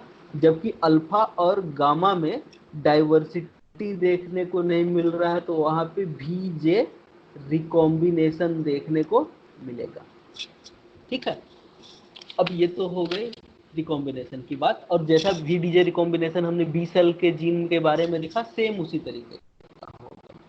अब नंबर किसका ज्यादा देखने को मिलता है, तो in the embryonic condition gamma delta वाले जो TCR होते हैं वो ज्यादा देखने को मिलते हैं। लेकिन एडल्ट्स के केस में जो अल्फा बीटा वाले TCR होता है उसका नंबर ज्यादा देखने को मिलता है। ओनली 5% ही गामा डेल्टा वाला होता है एडल्ट्स में, 95% अल्फा बीटा टाइप का TCR देखने को हमको मिलेगा। इसके अलावा अगर देखो तो सेम वही चीज है यहाँ पे भी जो VDJ रिकॉम्बिनेशन है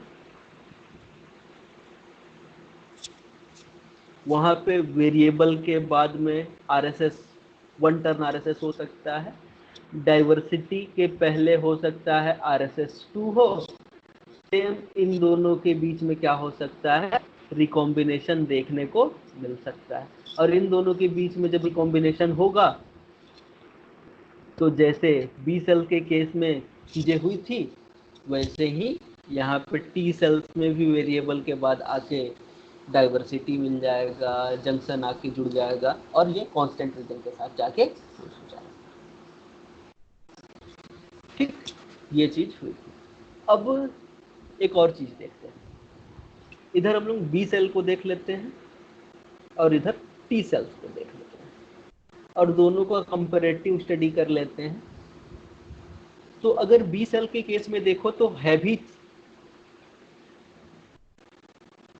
चेन का रीअरेंजमेंट पहले होता है। टी सेल्स में देखो तो अगर अल्फा बीटा की बात कर रहे हैं तो बीटा चेन का रीअरेंजमेंट फर्स्ट होता है।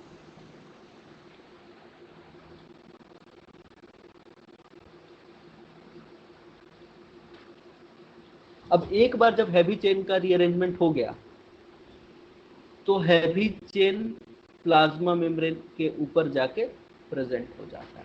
लेकिन अभी तक लाइट चेन का रीअरेंजमेंट नहीं हुआ है, तो यहाँ पे लाइट चेन का एक प्री फॉर्म देखने को मिलता है। तो लाइट चेन का एक pre light chain heavy chain के साथ प्रोड्यूस हो रहा होता है। अब ये सेल्स डिवाइड करते हैं, अपना कॉपी नंबर बढ़ाते हैं। अब इसके बाद लाइट चेन का रीअरेंजमेंट होता है। अब इसका फायदा क्या होगा कि बहुत सारा कॉपी नंबर बढ़ने के बाद लाइट चेन को रीअरेंजमेंट करवा रहे हैं, तो हैवी एक ही तरीके के हैवी चेन के साथ कई अलग अलग तरीके के लाइट चेन देखने को मिल सकते हैं इस स्ट्रेटजी के द्वारा। सेम केस यहाँ पे भी होता है कि फॉर एग्जांपल ये टी सेल है, तो पहले बीटा चेन का रीअरेंजमेंट तो हो जाएगा, प्री अल्फा चेन इसके साथ प्रेजेंट होगा। तो यहाँ पे ये रहा प्री अल्फा चेन। अब फिर से यहाँ पे कॉपी नंबर इंक्रीज कर दिया जाएगा, और कॉपी नंबर इंक्रीज करने के बाद यहाँ पे अल्फा चेन का रीअरेंजमेंट होगा। उसकी वजह से एक बीटा चेन के साथ कई तरीके के अल्फा चेन्स हमको देखने को मिल सकते हैं। ये चीज होती है। अब होता कैसे है नेक्स्ट फिनोमिनन, जिसको हम लोग एलिलिक एक्सक्लूजन के नाम से पढ़े थे बी सेल्स के, जो बी सेल रिसेप्टर होते हैं उनके जीन। तो यहाँ पे भी एलिलिक एक्सक्लूजन प्रेजेंट होता है, बट नॉट कंप्लीटली।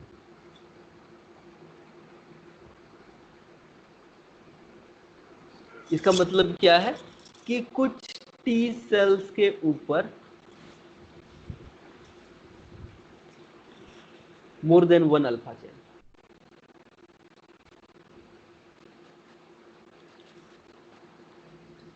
एक ही टी सेल के ऊपर एक से अधिक प्रकार के अल्फा चेन्स देखने को मिल सकते हैं।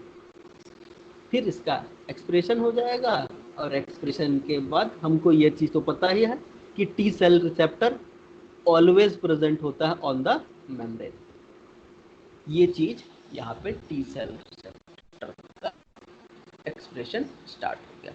तो अल्टीमेटली इतनी सारी चीजें हमको देखने को मिली इम्यूनोग्लोबुलिन जीन में, उसके रीअरेंजमेंट में, और उसकी डाइवर्सिटी के बारे में। अब अभी तो हमने टी सेल के रिसेप्टर की डाइवर्सिटी के बारे में देखा नहीं, तो याद रखना अल्फा बीटा चेन की जो डाइवर्सिटी होती है वो लगभग बीटा सेल रिसेप्टर के बराबर ही होती है। मतलब more than 10 to the power 10 type के अल्फा बीटा चेन्स देखने को मिल सकते हैं, जबकि गामा और डेल्टा चेन की जो डाइवर्सिटी होती है वो बहुत कम होती है। अप्रोक्सीमेटली बता रहा हूँ मैं, 10 टू द पावर 4 से ले 10 to the power 5, not sure, लेकिन अप्रोक्सीमेटली इतने ही तरीके के गामा डेल्टा चेन वाले टी सेल रिसेप्टर देखने को मिलते हैं। तो ये हो गया हमारे एंटीबॉडी के और टी सेल रिसेप्टर के जीन और उसके रीअरेंजमेंट के बारे में। अब यहीं पे एक और इम्पोर्टेंट टॉपिक डिस्कस कर देते हैं, जिसको कहा जाता है antigenic determinant on the immunoglobulin.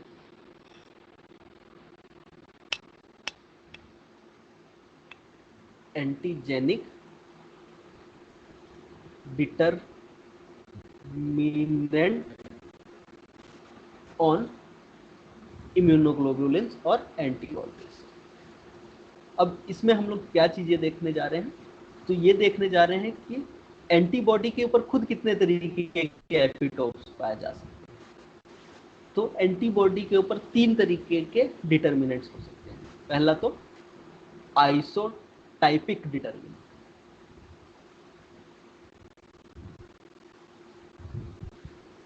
दूसरे तरीके के डिटर्मिनेंट्स हो सकते हैं इडियोटाइपिक,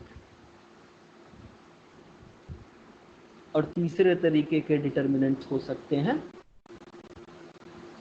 एलोटाइपिक डिटर्मिनेंट।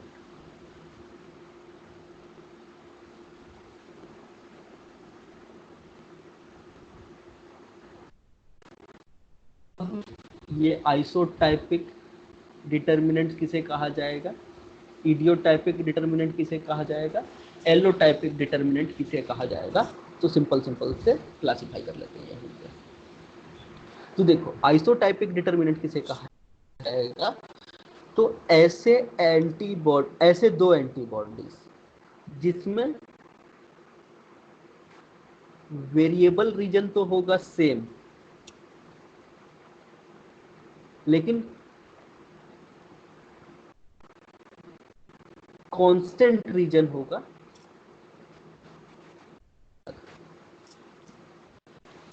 अगर वेरिएबल रीजन सेम हो और कांस्टेंट रीजन अलग अलग हो, इस तरीके के एंटीबॉडीज कहलाते हैं आइसोटाइपिक एंटीबॉडीज। अगर स्ट्रक्चर बनाए तो कुछ इस तरीके का स्ट्रक्चर बन सकता है।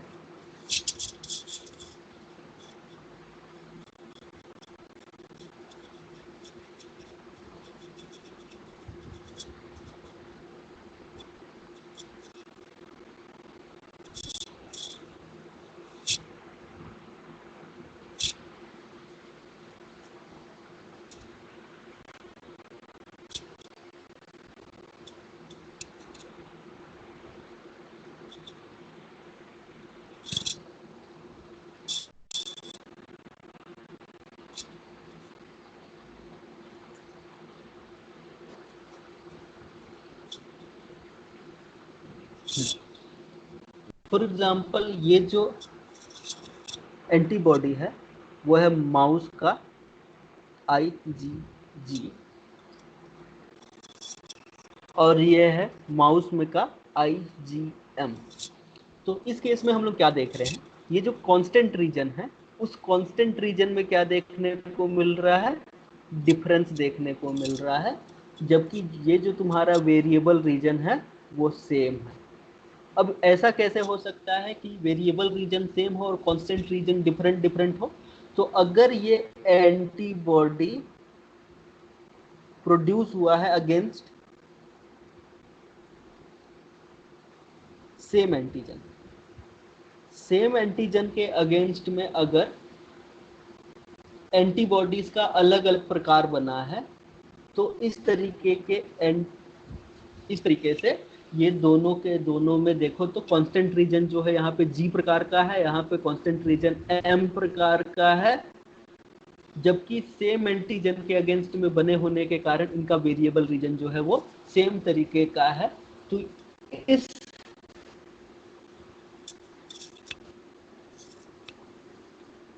हैवी चेन के ऊपर जो एपिटोप्स होंगे ना, ये एपिटोप्स कहलाएंगे हमारे,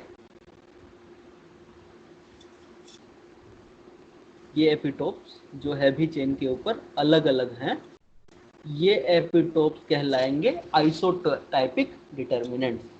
अब आइसोटाइपिक डिटर्मिनेंट को यूज कैसे किया जा सकता है, मतलब इसका सिग्निफिकेंस क्या हो सकता है। तो फॉर एग्जांपल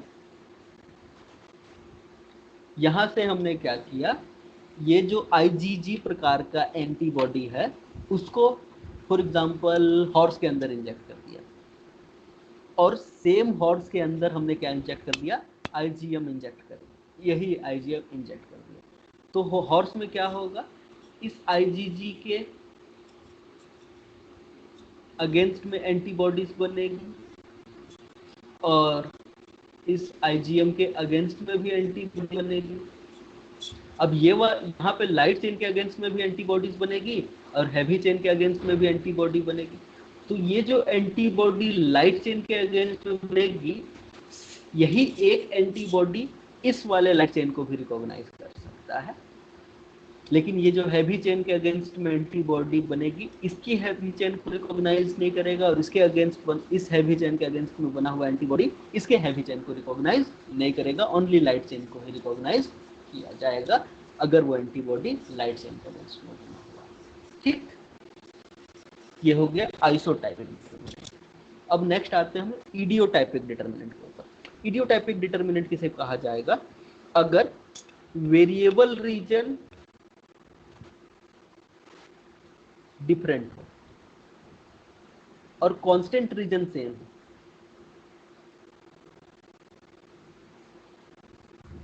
तो इसे कहा जाएगा इडियोटाइपिक डिटर्मिनेंट।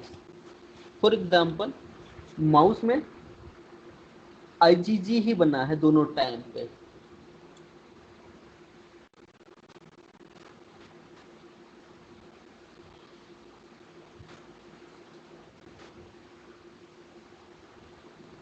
लेकिन ये जो आईजीजी बना है वो बना है अलग अलग एंटीजन के अगेंस्ट में।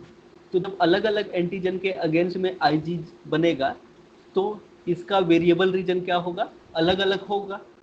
तो इसे कहा जाएगा इडियोटाइपिक डिटर्मिनेंट। मतलब एंटीबॉडी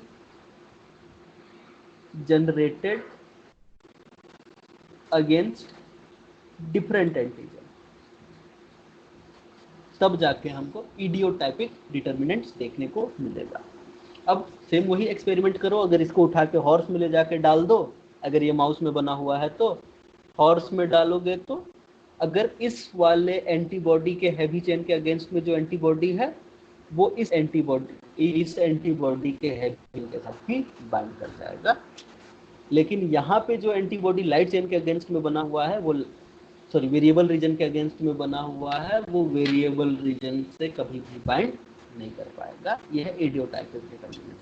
लास्ट में आता है एलोटाइपिक। एलोटाइपिक का मतलब ही एलिलिक वेरिएशन। अब ये एलिलिक वेरिएशन किस में देखने को मिलेगा? तो समझ जाओ ये माउस का स्ट्रेन ए है और ये माउस का स्ट्रेन बी। अब दोनों में आईजीजी ही बन रहा है, लेकिन इस माउस में बना हुआ जो आईजीजी है इस माउस के आईजीजी से क्या होगा? डिफरेंट होगा। और ये जो डिफरेंस है वो एलिलिक वेरिएशन की वजह से होगा। अब इसके अगेंस्ट बना हुआ जो एंटीबॉडी है वो इसको रिकॉग्नाइज नहीं करेगा और इसके अगेंस्ट बना हुआ एंटीबॉडी इसको रिकॉग्नाइज नहीं करेगा। इसको कहा जाएगा एलोटाइपिक डिटर्मिनेंट। ठीक, तो ये हो गए 3 तरीके के डिटर्मिनेंट। तो आज के क्लास को यहीं पे रोकते हैं। Thank you.